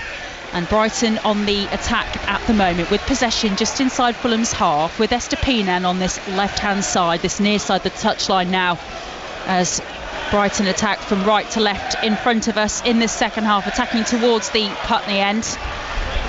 Van Hecker forward to Weaver in the centre circle, and as we say, no changes made yet by either manager, so let's just take this opportunity with Brighton with possession in their own half to run you through the lineups again. Leno in goal for Fulham, then a back four of Castagna, Diop, Bassey and Robinson, with Wilson and Berger in front of them. Berger has picked up the only caution so far in this match. Then Nelson Smith-Rowe, Iwobi the goal scorer behind Rodrigo Muniz, who has been causing all sorts of difficulty for this Brighton defence so far in this match. The ball is back with Verbruggen, who of course made a mistake playing out from the back, which was pounced on by Alex Iwobi for that goal in the 4th minute of this match for Fulham. And Brighton in their all yellow away kit, jerseys, shorts and socks with the slight blue trim on the jerseys. Now playing from right to left with Matoma on the ball at the moment on this near side touchline. Estupiñán was making the overlap, but instead it's sent backwards to João Pedro. Now Van Hecker, darting ball forward that's cut up by Iwobi, and then Bassey tries to head it clear. At second attempt, Iwobi does manage to get that one forward up towards Rodrigo Muniz, but Brighton pick up possession down the right hand side with the Dingra across into the area. Difficult one for Castagna to defend against, and has to head it away, and it's picked up by Matoma, yard or so inside the dead ball line. Just on this left hand side in front of us here as we watching Craven Cottage here on 5 Sports Extra. Estupiñán back to Matoma, just the edge of the Fulham 18 yard box at the moment. Back now to Belieber, very central, darting run forward, but Berger gets a boot in, and now Wilson's off on the attack, but Julio wins it back for Brighton. Good pace of play in the opening minutes of the second half. You kind of feel like Fulham just falling back into how they finished the first half, just dropping deep, trying to again get good shape, stop the pass between the lines. With Fulham, Brighton are moving the ball a lot quicker the second half so far. They're trying to get around and get into those areas quicker. And trying to play out again from the back. Fulham lose possession. It's pounced on by Estupiñán, and Iwobi's working really hard to try and win it back, but Matoma feeds it forward to João Pedro. Castagna, edge of his area, sends it forward to Rodrigo Muniz, who wants the free kick from the referee Peter Banks, and indeed gets the free kick from the referee Peter Banks. Dunk is not happy, but 2 hands on his back, little nudge. Muniz gives the ball away, and to be honest, Dunk lets him out here because Muniz is not getting to this, and you feel Fulham are just under a bit of pressure, but it just takes it off and allows them now to get a little bit of possession of the ball. We're the 4 minutes or so now into the second half, yet to run you through the Brighton 11, and that brilliant chance in the opening seconds for Harry Wilson to double Fulham's lead. It's been a busy first couple of minutes. Brighton seeing lots of the ball as they did in the first half, and Castagna trying to play it forward for Muniz to run onto. Does well to turn around, dunk there, the Fulham number 9, and send it out towards the left-hand side. This Craven Cottage crowd like that. Emil Smith-Rowe, one of those making the run forward. Wilson tries to get the ball forward to find a teammate. He's claiming for handball. Brighton continue playing. Peter Banks doesn't look interested in stopping play and awarding a penalty. And instead, Smith-Rowe will continue with play down that left-hand side. Muniz, ball pinging around the Brighton area and goes wide, and will be a Fulham corner kick. I would expect it to be a check on this shot from Wilson. It was hard to tell with the bodies that went through, but he's adamant it came off his hand. Good play from Fulham here, and this time again Robinson put in the left hand side, whips the ball in, it's cleared but comes back off and almost ricochets into their own goal. But the Muniz pass and touch, wow. That's Carlos Baliba with the ball kind of bouncing just on the front of his left arm, on the high part of his arm, close to his body though his left arm was, and we've seen perhaps those looked at again, and as Stephen Kelly's saying, I'm sure the VAR officials have had a look and decided that isn't a penalty. Iwobi, again Brighton get it clear, but scrambling Brighton defence then, and it's a good opportunity for Fulham again in the early stages of the second half. Now it's weird because Fulham have just been under pressure since the game started, but they've had two really good chances. They're getting in behind Brighton. I think the back three have looked a little bit spread at times. You can't get into those wide areas quickly. Wilson is getting into really good areas. Nelson with a nice run forward down the left hand channel, linking up with Emil Smith-Rowe. It's back with Nelson. He's trapped by Van Hecke. Just tries to move it more centrally towards Iwobi, dinks it first time into the area, and it's blocked by Brighton but picked up again by Iwobi. Dances past Mats Vifa and the ball comes back to him, bouncing off a Brighton defender. Now Nelson, now sent into the area by Fulham, and Rodrigo Muniz is there, and Brighton forced to put that one out for a corner. Yeah, Julio gets it across, Muniz is right behind him, and Robinson again has just put a ball into a really good area. Keeper can't come claim it, defenders can't really clear the lines, he has to just chest down behind him. Muniz is ready to pounce right behind him, and Fulham have a corner. So corner from the right for Fulham.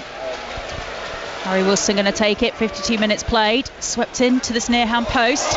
Brighton don't look really comfortable trying to defend that one, but it is hacked clear up towards the halfway line, but picked up again by Fulham, and Wilson making the run into the area, goes down under a challenge from Mats Vifa, and then the follow-up is headed out clear again by Van Hecke. What did you make of that challenge, Stephen Kelly? I thought it was a great challenge. One I think I'd be proud of. As he comes off, Wilson takes a great touch into the box, and Weaver, he had to time it to perfection, otherwise it's a guaranteed penalty, but he gets through the ball first, goes through Wilson, you can tell he's a little bit hurt by it, but it looked like a wonderful challenge from where we were sitting. So with 53 minutes played here, still Fulham 1, Brighton 0.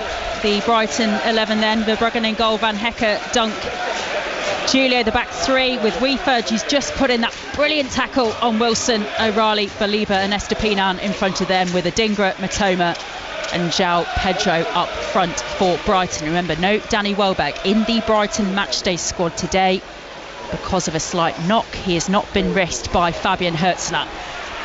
And so far, the half chances that Brighton have created, you wonder if Danny Welbeck had been on the pitch, he might have taken one of them. As it is, they've won a corner, first for them in this second half, attacking the Putney end. And right to left they're playing as we watch here, and it's going to be O'Reilly going to take this from the right. The rain has eased, so slightly better conditions for the goalkeepers, but Van Hecke's jumped up high for that one and headed that just over Leno's crossbar, but that had the Fulham keeper scrambling there, Stephen. Yeah, I think Van Hecke be disappointed he hasn't hit the target. Ball into a really good area, and he's a free header, no one's marked him. It's that zonal marking we talked about before the game, and he's all of 7 yards out, and he puts it over the bar. He has to be hitting the target from there. Again, Brighton with a couple of really good chances in this game to really test the goalkeeper, and that one again goes by. So another chance for Brighton that they haven't been able to take. You remember, as we were saying ahead of kick-off here at Craven Cottage here on 5 Sports Extra, that Fulham have scored in every game they've played in the Premier League here this season here at Craven Cottage, but they've also conceded in every game they've played. But they were forcing some really good pressure and forcing the mistakes from Brighton, winning possession battle, causing the mistakes from the Brighton defence, throwing taken quickly by Brighton, but they do win a free kick in the middle of the park. Taken too quickly, according to the referee Peter Banks. So take two, go again. See Van Hecke and then Weaver in the centre circle. Really was a good challenge from Mats Vifa in the last few minutes. There was absolutely no room for error because Wilson's touch was brilliant. He's gone right into the box, so you know it's a guaranteed penalty if he touches him. And the thing is, he's not gone in slow, he's gone in with absolute pace, so any touch away from Wilson would have made him make contact with him first, but it's a wonderful challenge. Baliba straight into the back of the Fulham net, a brilliant layup from João Pedro, and we said that Fulham cannot keep a clean sheet here at Craven Cottage this season, and Brighton have the equaliser through Carlos Baliba. This is a great strike. Ball over the top into Pedro, who just sets it off the edge of the box, and Baliba comes onto on his left foot, and he just fires it low and hard at the bottom corner. It's a hopeful ball, but the touch by Baliba, it's so quick to happen. Van Heck into the channel, Pedro drifts a one flush around the corner, Baliba comes onto it and just keeps it down and just fades away into that bottom corner. It's a wonderful strike on his left foot. He's running onto it, Carlos Baliba. First time strike, left-footed finish, past Bert Leno.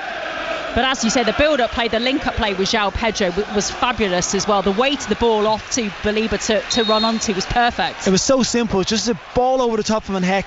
Pedro, as he spins, he just hits it first time back around the corner, and then Baliba just gets a run on his midfield. The first time we've talked about getting behind that, here's Pedro's got a great run. João Pedro making the run forward into the area, a couple of Fulham players back with him, just checking his momentum, but he's still got possession. Brighton number 9 forced out wide though by Bassi, and then the ball goes out for a throw-in. Brighton sensing they've got the momentum in this match now. They have the equaliser through Carlos Baliba, who's on the ball now. A couple of step overs from Simon Adingra, and he loses out possession to Reece Nelson, and suddenly it's a very, very different atmosphere here inside Craven Cottage, and Brighton have the throw-in on the far side, sensing that they've got the momentum now in this match. Now they have the equaliser. Forced back to their defence, ball back with Lewis Dunk just outside his own D, but it was a wonderful quick move from Brighton to get them right back into this match. And again, Fulham failed to keep a clean sheet here at Craven Cottage in the Premier League this season. To be fair, Van Heck has played that ball a few times. They've I don't know whether they've targeted Bassi over the top of him, but they just looked up and fed it in. That's FIFA, and the ball forced back towards Matoma now. Now João Pedro, nice looping ball that Matoma does well to keep in. Doesn't quite, and it will be a Fulham goal kick. But I think both number 9s, but João Pedro, I think he's been really instrumental in a lot of things Brighton have done well. He's ran the channels, he's pressed the ball when he's received it, he's kept it really well, he's found passes, he's taking people on, he's looked really sharp up there, and you felt that a goal was probably coming from Brighton because the way they've been playing, but they had to get that final pass, that final shot away, and this time they did. So 1-1 here, 58 minutes played now here on 5 Sports Extra. This the penultimate game in the midweek round of Premier League matches that you've been able to hear across BBC Sounds this week. João Pedro running to a ball over the top.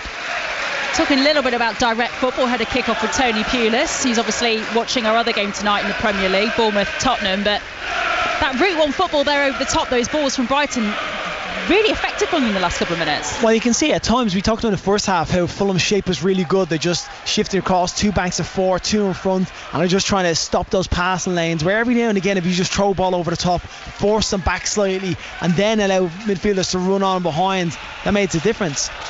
Fulham now trying to go on the attack down this right hand side with Castagna. Keeps the ball in play to Wilson, who was so close to making it 2-0 in the opening seconds of the second half, of course, for Fulham. And now it is 1-1 thanks to that Carlos Baliba left-footed strike. Castagna tries to get the ball into the Brighton area, and it's partially cleared by Brighton. Picked up by Robinson on the far side.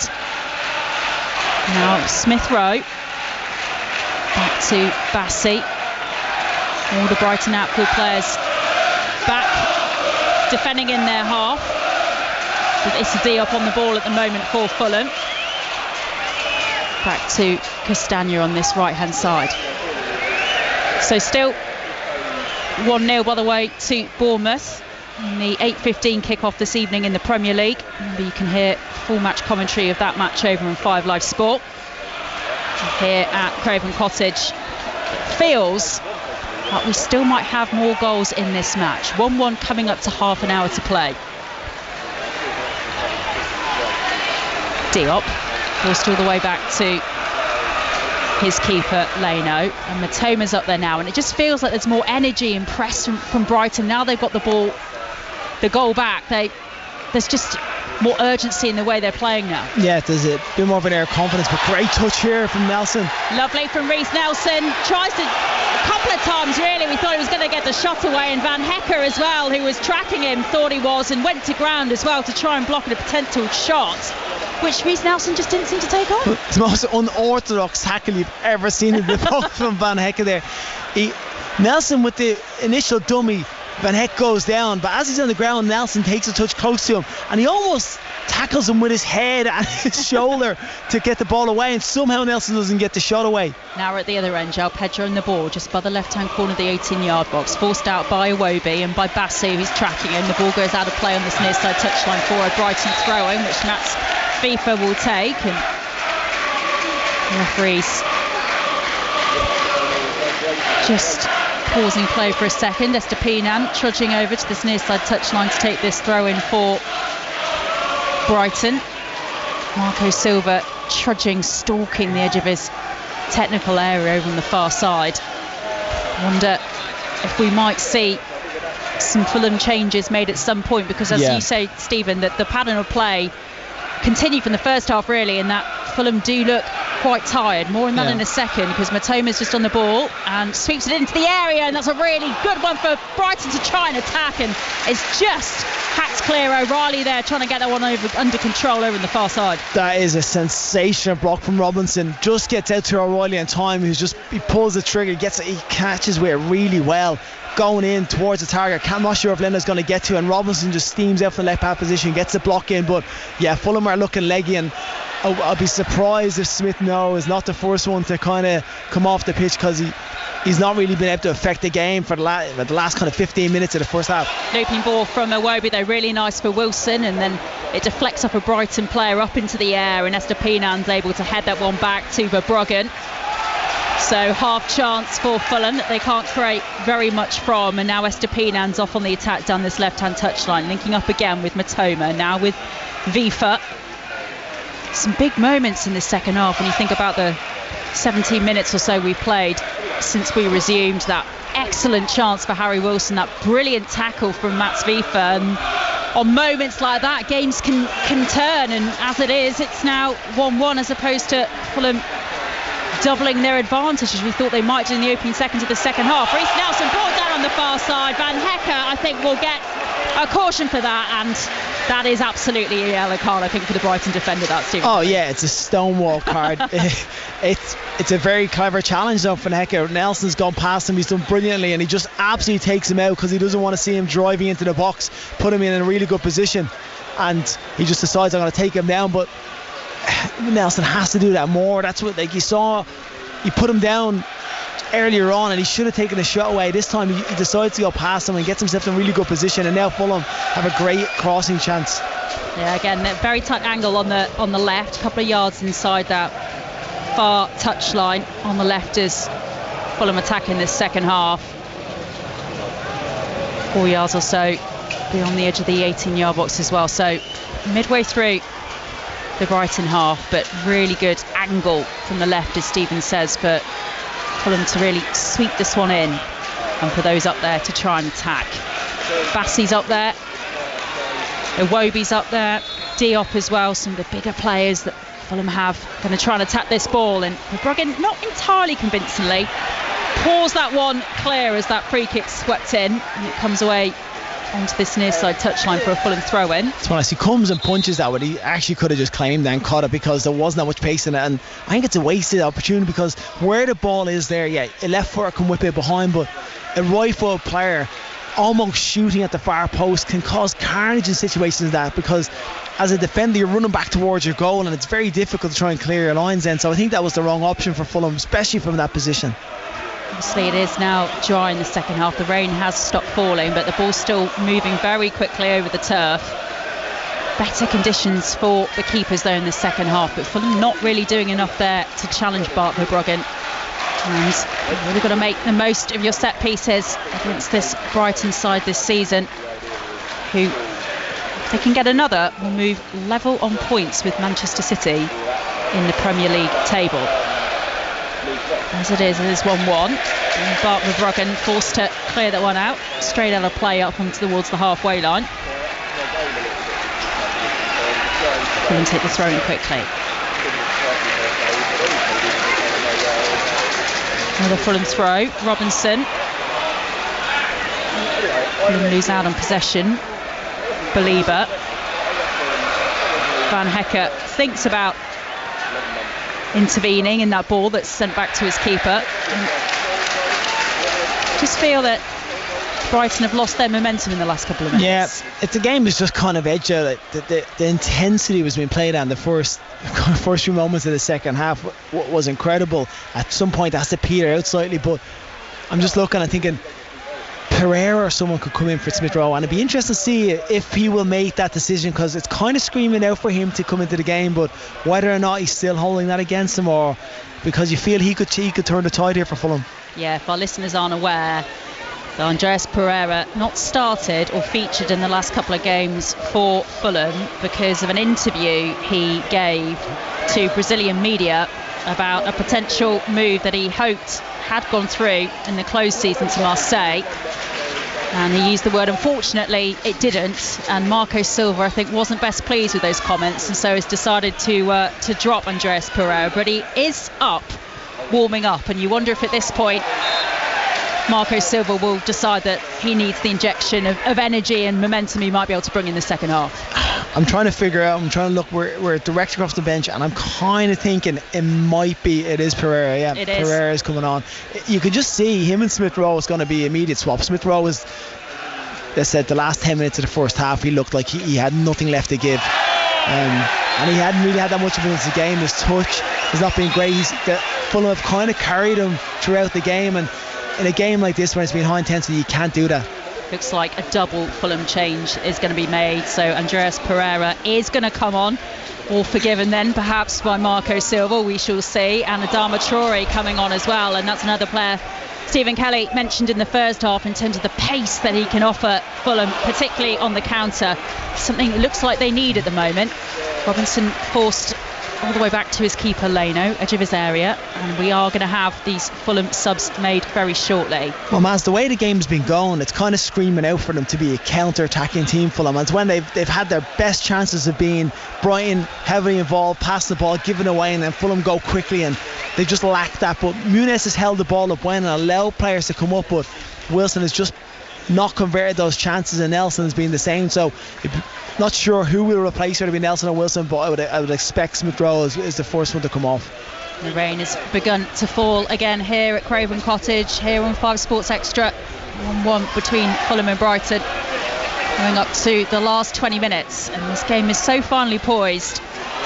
Really feel that we've got more goals in this one. Now, can they get a counter-attacking opportunity going here, Fulham, as the rain swirls around us here at Craven Cottage, and Anthony Robinson swirls his way past Simon Adingra on the far side, and Fulham with Smith Rowe just forced backwards and lose the momentum in this move forward.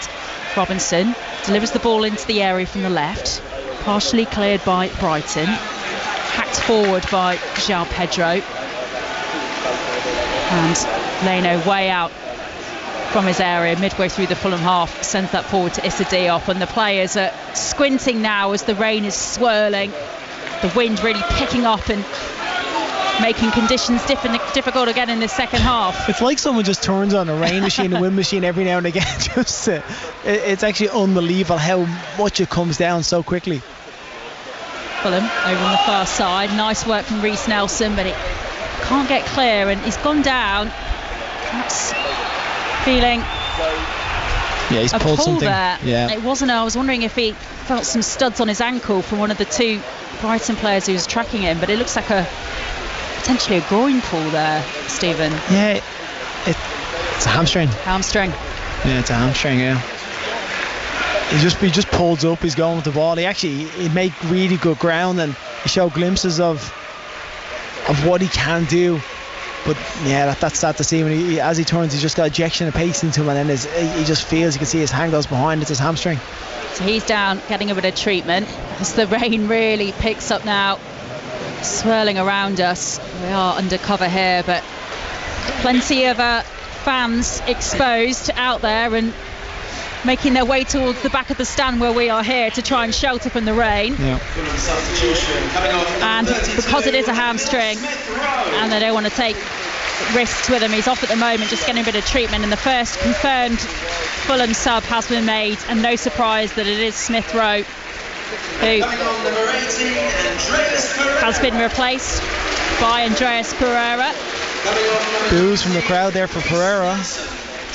And Nelson, they're not risking him with that hamstring. Replaced by Dama Traore. But you're right there, very interesting, the boos for Andreas Pereira there. Clearly, those comments, you know, it's one of the interesting subplots of this Fulham squad at the moment. It seems like it's a ridiculously stupid thing to say, even if you're, you know, the other side of the world. You know, it's got to come back to haunt you because you're still at the club. Like, if you said, yeah, listen, it didn't happen, I'm still here now, I'm going to work, but that's what someone normally says. Now the pressure is going to be pulled on him to perform and turn these fans around. But fans are fickle, and they will, if he comes up with a goal or an assist here, I'm sure they'll be singing his praises. Well, a couple of Brighton subs being made as well. Jorginho Rita and Tariq Lamptey are going to be coming on. The first confirmed Brighton player being subbed is Van Hecke. Perhaps not a surprise given he's on a yellow, being replaced by Tariq Lamptey. Yeah, it looks like Brighton have gone, well, it'd be interesting, but they've gone to a back four now, so they were playing with a three, and I almost think that as well as probably bringing Lamptey on to deal with Traore as well, knowing that you've got him out there with that pace, and Lamptey's going to be faced with that because, you know, you want fresh legs on against him, and you wouldn't want Van Hecke going into a challenge with Traore knowing that he's already booked. It's a smart decision. And Van Hecke, just sitting down in his seat, has kicked a water bottle, I think that was, with some frustration, obviously not happy at all about getting subbed by Fabian Hürzeler. That's not something you see every day, that. No. Listen, as a player, you're emotional in the games. You feel like you're involved. You've done well, and he has done well. He was involved heavily in that goal. Good ball forward from him, but you're running the risk for your team because they've just brought on two players that can really cause a problem to you, and you're on a booking, and it's directly against you down that side. So I think it's a right decision from the manager. And you know, listen, they've changed their shape now. They've gone to a back four. Estebanana's dropped back into a left back. Lamptey's gone to right back, and it's Dunk in centre back position now. So, you know, Brighton slightly changes of their whole formation just to deal with the threat that Fulham are going to pose now. And Lamptey on the ball. Of course, we've not been able to see very much from Tariq Lamptey this season. Only made his first league start of the season in their last match, that draw at Southampton, a week or so ago. So still getting match sharp, if you like, but good to see Tariq Lamptey on for the final 20 minutes of this match. And perhaps he's going to have some chasing to do against Adama Traore down that left-hand side as Fulham attack towards our right-hand side in this second half. Belieber, the goal scorer for Brighton, on the ball. Nice link-up play again with João Pedro, and that ironic cheer here is because Belieber collides with the referee Peter Banks and goes down, and that will be a pause in play.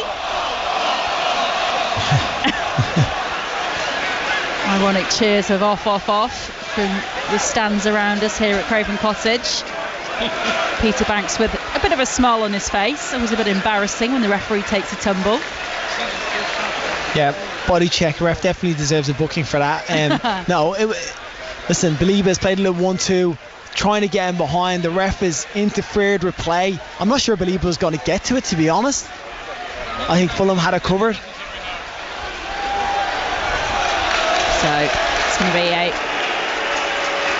Yeah, so I think the ref has been given a bit of instruction, help out from the sidelines from the fourth official to tell him what to do here. And like I said, I don't think he was going to get on to the end, so he's just dropped the ball back to Fulham, who would have been in possession of the ball. Right decision. Yeah, giving it back to Issa Diop. And also as well, we've just seen quite a disappointing look, Reece Nelson go down the tunnel for a bit of treatment after that. It looks like a hamstring pull, which is disappointing for him, given he was starting to get into a bit of form, get into a bit of a groove with some pace down the left-hand side for Fulham in the second half, and obviously having to come off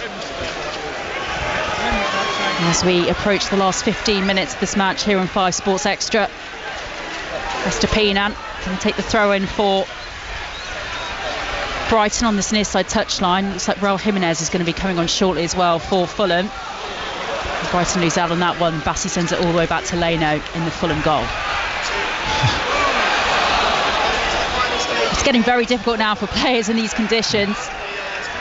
Lewis Dunk just managing to get that one under control for Brighton. When the balls are looping up high in the air, it's certainly a challenge with the swirling wind. Yeah, Leno just, as he fires up, you can just tell, as a defender, you're standing on there and it's moving everywhere. You're trying to keep your eye on it, and then you're feeling the defender, or the forward coming leaning into you, and it makes it really difficult.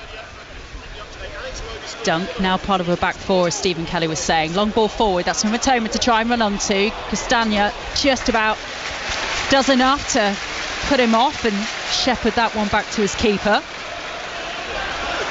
More Brighton substitutes lining up as well on the touchline on the far side, ready to come on.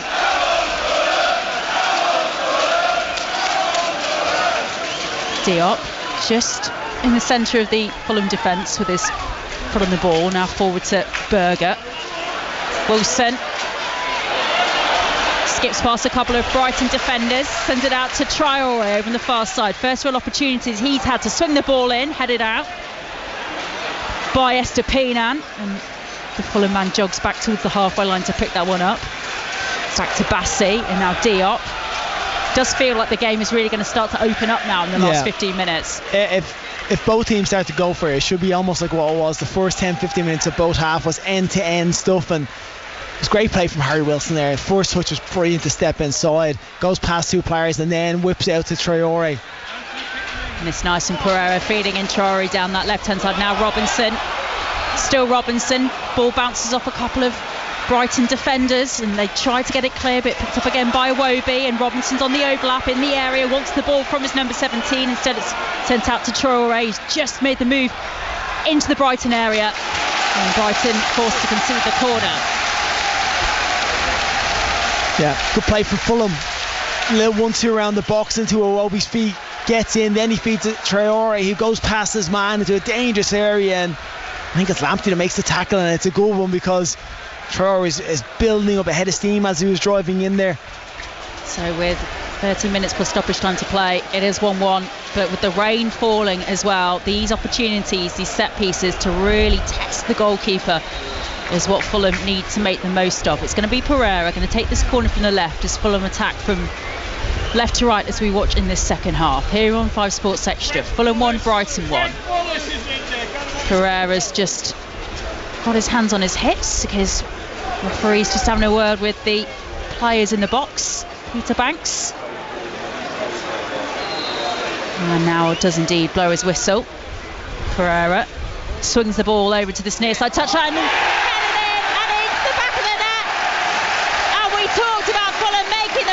Set piece opportunities, and Rodrigo Muniz with the goal for Fulham. The set piece routine has finally worked for the home side here, and he does a little dance with Andreas Pereira, and that is the second goal for Fulham, and they move ahead again. I'm not sure who comes off here. It's whipped in with great pace, and I think actually comes off a Brighton defender before it goes in here.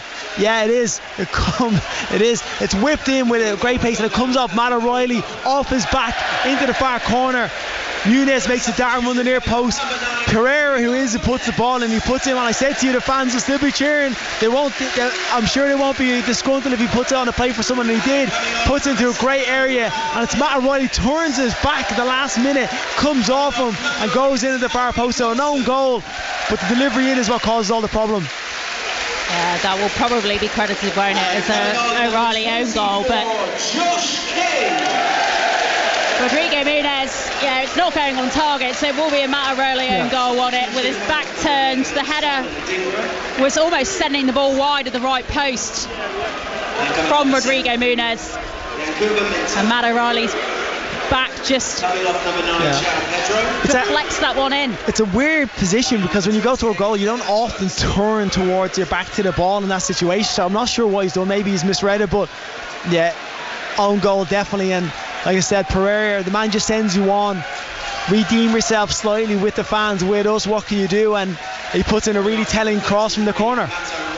And lots of substitutions being made whilst we've been trying to unpick that second goal for Fulham. What is certain is that Fulham have moved ahead again 2-1, and we're into the last 10 minutes, and several substitutions being brought on by Fabian Hertzer for the last 10 minutes of this match, including Evan Ferguson. And he's a player that really wanted to chat to you about, Stephen Kelly, because the comments from Fabian Hertzer over the last week or so about not wanting him to go on loan next month in the January transfer window, but he has dropped down to perhaps fourth choice striker for his manager now at Brighton. Yeah, when you feel like if Pedro put in a good shift today, played well, I think. Danny Welbeck has been in absolutely scintillating form. So, yeah, Evans dropped down the pecking order from a player that was being, I don't know, crazy figures of 100 million a year or so ago for this 18, 19-year-old who just was absolutely flying, to now struggling for game time. And to be honest, most of the game time he's getting is actually playing for Ireland at the moment, playing for his national team. So, listen, with my Irish eyes on, I want him to play as much as he possibly can, because he's our future. He's a player we're going to be building around, getting us to competitions. So we need him playing. But listen, I'd like to see him doing it in a Brighton jersey again. Well, he's got 8 minutes or so to try and make a difference for Brighton, to try and get them back level in this match. 2-1 Fulham leading, and that second Fulham goal has now been credited, certainly on my system, as a Matt O'Reilly own goal, which isn't a surprise really, because as we say, the Rodrigo Muniz header, it was going wide until it kind of came off the back and the backside almost of Matt O'Reilly back into his own net. There's very little that he can do, and that's a shame. He's had a very good game actually for Brighton tonight. No, he's been, like I said, Brighton have looked good. It's been a pretty even contest. Brighton probably dominated possession, just lacking a little bit in the final third when it comes to making those passes. And I don't think that's down to Pedro at all. I just think that they've missed time passes. But Fulham, when they've done this, when they've pressed, they've looked better. So the noise has ramped up a level here now, because Adama Traore is on the ball, goes down under a challenge from Estupiñán. Free kick from Fulham midway through the Brighton half, very centrally, and they're running out of time now, Brighton, to get something from this match. It's a great first touch from Traore, just a knock around the corner, and then such a problem, because once he gets in front of you, to try and then get him off the ball, you have to bring him down. He starts getting ahead of steam, he starts getting the pace away, but the first touch is fantastic, just to take it past the fullback. Just to confirm, plenty of subs. That was a triple sub made by the Brighton manager Fabian Hertzler after his side went 2-1 down. So subs 2, 3 and 4, and a couple more subs made by Marco Silva after this Fulham free kick. We'll run you through all of those. Taken by Fulham out towards the far side, picked up by Bassi, just on that far side, the left, that touchline. All forced out of play for a throw-in. So the players, subs 3 and 4 brought on by Marco Silva, King and Jimenez on for Muniz and Wilson, who have given their all really, and the tanks, I think, empty from those two players for Fulham, why they were replaced by Marco Silva. And the triple sub made by Fabian Hertzler, Minter, Ruta and Ferguson, as we touched on for Pedro, O'Reilly and Adingra. So those subs 2, 3 and 4, both teams having made 4 substitutions now in this match, coming up to 6.5 minutes played here, left to play rather here on Sports Extra. Fulham 2, Brighton 1, and Brighton at the moment short of ideas, Stephen Cullen. Yeah, they find it difficult to break Fulham down. Like I said, the introduction of those players, I think Smith Rowe going off was really just giving them a little bit more energy in the middle of the park. He was really struggling, I think, for most part of the game, and bringing Pereira on has changed that dynamic in the middle. But Brighton now have not had the possession they've had in the final third, and I think they're struggling to break Fulham down, but you never know, a chance may arise between now and the end of the game for them. And they are trying to get forward down the right hand side in the last 5 minutes of this match now. Ball too long for Yankuba Minter to chase that one down. I'm just looking here at something that took place before that second Fulham goal, which really upset Lewis Dunk, who was shown a yellow card. So another caution for the visiting side here. And quality in the game has really gone down, to be honest, in the last couple of minutes. So many changes made by both sides, and it has in particular disrupted Brighton's rhythm. demonstrated by Estepina and putting that ball out of play for a Fulham throw-in on this near side touchline. Yeah, and Fulham Castagna's gonna take his time walking over to this. No rush, absolutely. Game management, slow it down. You know, and then you're in a position, if Brighton do attack, you've got those players in the pitch now that can give you a counter-attack in that transition. 4.5 minutes plus stoppage time to play here then. And Fulham, well, it's been a gritty performance from them at times. They've had to weather an awful lot of Brighton pressure at times. Winning matches like this when you're not playing particularly well as well, that is a real positive that Marco Silva will take if they're able to hold on in the last 5 minutes of this match. Another substitution going to be made by Fabian Herzler here.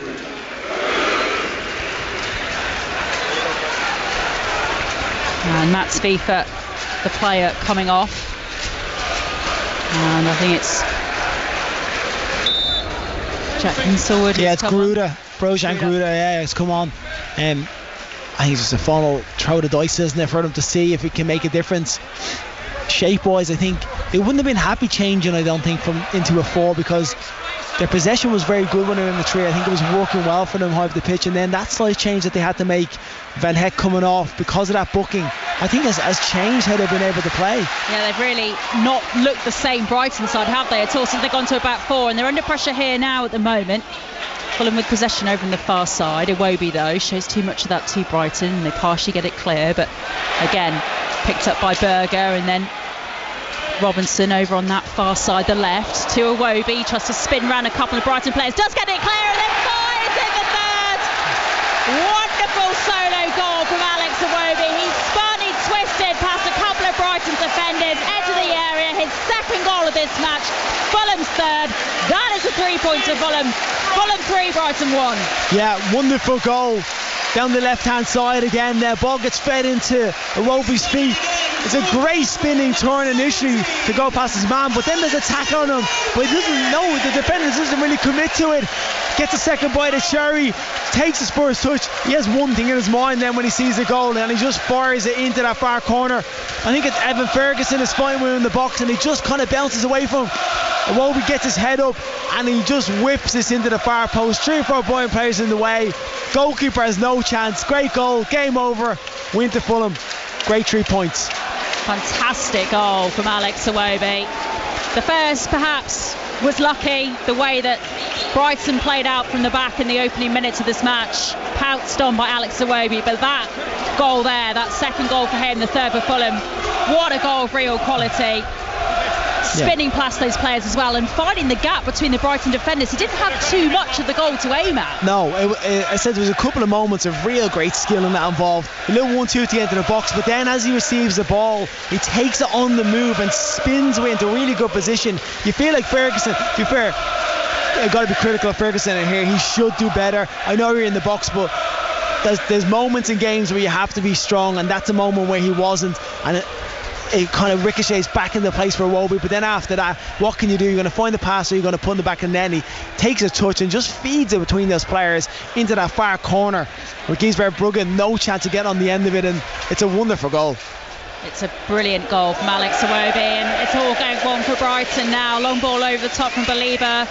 Minter can't keep that one in play. It will be a Fulham goal kick, which they will take their time to take for Bernd Leno to place that on the spot into the last minute, the 90 now. And like we were saying, and we were talking about it, touching on it before, but now the 3 points are wrapped up for Fulham.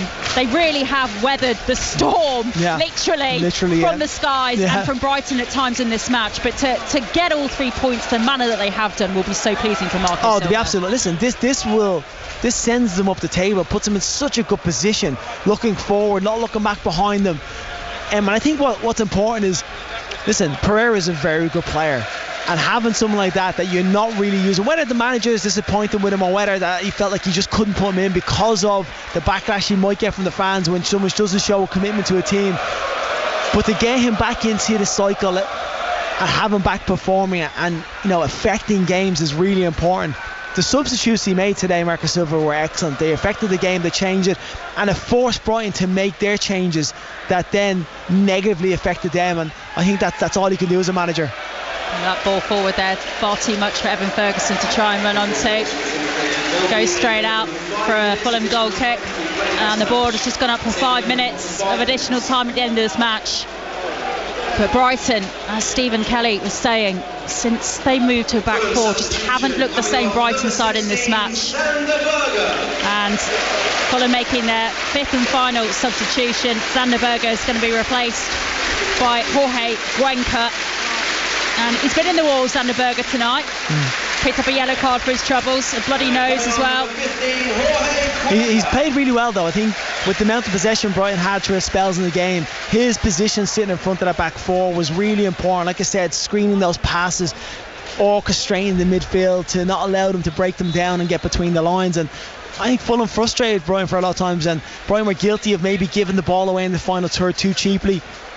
But Fulham in the end, have come out on top, and a home win to get you up the table is so important at this stage of the season. Crucial. Loads of fixtures coming up as well over the Christmas period. What it does as well, this win moves Fulham way up the table, just a point below Brighton. In fact, now they're up to 6th with this 3 points. Fulham just one behind Brighton in 5th, just above them. So the race for the European places is really on for Fulham as well as Brighton now this season. This is it. I think Fulham, new stand, stadiums, team has been invested in. They've got aspirations to be a team that's pushing for the European places. Listen, I was lucky enough to be in that Fulham team that got all the way to the European final, and the nights here were absolutely sensational. I'm sure fans would love absolutely nothing more to get back to something like that. Beating Juventus at the Cottage, they were absolute amazing experiences for me as a player, and I'd love to see Fulham back in and amongst it like that. And celebratory atmosphere, you can hear it behind us, behind Stephen Kelly there. Full vocal support now for Fulham. Ironic cheers for Bart Verbruggen when he was on the ball, the Brighton keeper, because he of course made the mistake in the opening minutes of this match to allow Alex Iwobi in to put Fulham ahead. Late free kick opportunity though in the 3rd minute of stoppage time for Brighton. Jorginho Ruta has been brought down just outside the D by Andreas Pereira. He's picked up a yellow card for that tackle as well. And Evan Ferguson has the ball in his hands and will put this down, but you imagine there'll be plenty of other players who want to take this as well for Brighton. Listen, where this ball is, this position, if you're not taking a shot on from here, there's something wrong. Wind assisted as well. Looks like Fergus has put down for him. I don't think I've ever seen him take many free kicks before, but he fancies this. Gruder is also standing over this, so Ferguson and Gruder with his gloves on. It's very central, yard or so outside the D, just slightly to the left of the D. And Brighton get one back. If he can get this up and over, it will cause the goalkeeper problems, because the goalkeeper wants his wall to do the job there, but if he goes over the wall, it's a long way to get across for him. And there's no draft excluded position either, which we sometimes see from walls now in the Premier League. Ferguson over Leno's crossbar, off target. Was dipping towards the end, but maybe just didn't quite have enough to go back down and really challenge the Fulham keeper there. Yeah, he's gone goalkeeper side, so you have to go with loads of power to try and beat him there, and that's what he's done. Just didn't get the whip and dip to bring it back down. But I think that kind of sums up Brighton, doesn't it? They've had opportunities to test the goalkeeper and goal scoring chances, and they've not taken them, whereas Fulham have gone up the other end and put theirs in the back of the net. Listen, I know that sounds so simple, but that's what Fulham have done. They have, and we're now into the last minute of the 5 of stoppage time to be played at the end of this match, and it's a good win for Fulham, and they've got tough fixtures to come. Next step for them on Sunday here, they play Arsenal, and then they've got Liverpool away, so to get these 3 points on the board ahead of matches against teams really involved in the title race as well, Stephen, that is going to be hugely positive as well for Marco Silva. Yeah, and listen, Brighton coming here was going to be no mean feat either, so take 3 points from this game, score 3 goals, give them the confidence to go on these games and feel like they have a chance in these matches. So yeah, huge win for Fulham. Brighton, they'll be really disappointed, because that's a few opportunities now they've had to kind of cement their place in the top 4, and they just haven't taken it. And with it being so close and congested, that you could drop quite far down quite quickly. Yeah, so they dropped points against Southampton before this match tonight. It is defeat for Brighton, and they stay 3 points behind Manchester City, so still in 5th position, just a point now ahead of Fulham because of this win for the home side here tonight. And Ruta forces the ball off of Castagna out for a Bournemouth set piece. A final opportunity perhaps for them. We've played the 5 allotted minutes of stoppage time at the end of this match, and we are going to have a pause in play because we have a pitch invader here being chased down by a couple of security guards. So I'm sure the referee will just pause play now ahead of this Brighton corner. And he has been apprehended by security staff and taken off over on the far side. He has been able to run the full 100 yards of the pitch before he did get apprehended. Marco Silva looks so unimpressed by that on the touchline. I cannot tell you. But we are going to play on, and it is going to be a corner for Brighton from the left, and Gruder is going to send this one in over towards the far side. It's not attacked at all by any Brighton players, and picked up by Yankuba Minter over on the far side. Manages to skip past a couple of Fulham players, but overshoots his pass, and Gruder's forced to pick it up on this near side. And now it's with Ruta. Just playing out though the last few seconds of this match. In truth, Brighton, the points all secure for Fulham thanks to that brilliant brace from Alex Iwobi. And that is the full-time whistle, and it has finished. Fulham 3, Brighton 1. Alex Iwobi pouncing on mistake at the back from Brighton and Bart Verbruggen in the opening minutes of this match to put Fulham ahead at half-time. It was a wonderful equaliser though from Carlos Baliba, left-footed strike to make it 1-1.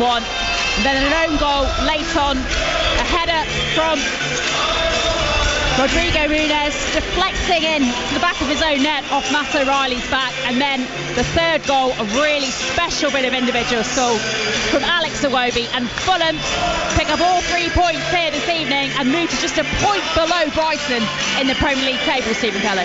Yeah, great win. Exactly what we said they needed. Fulham, a win at home today would absolutely fire them up the table into that 6th position, which is amazing on what's going to be a difficult run and going into a really congested fixture over Christmas. But it was quite an even game for lots of Brighton. Probably feel disappointed that they didn't take something away from it, the possession they had and the chances they created.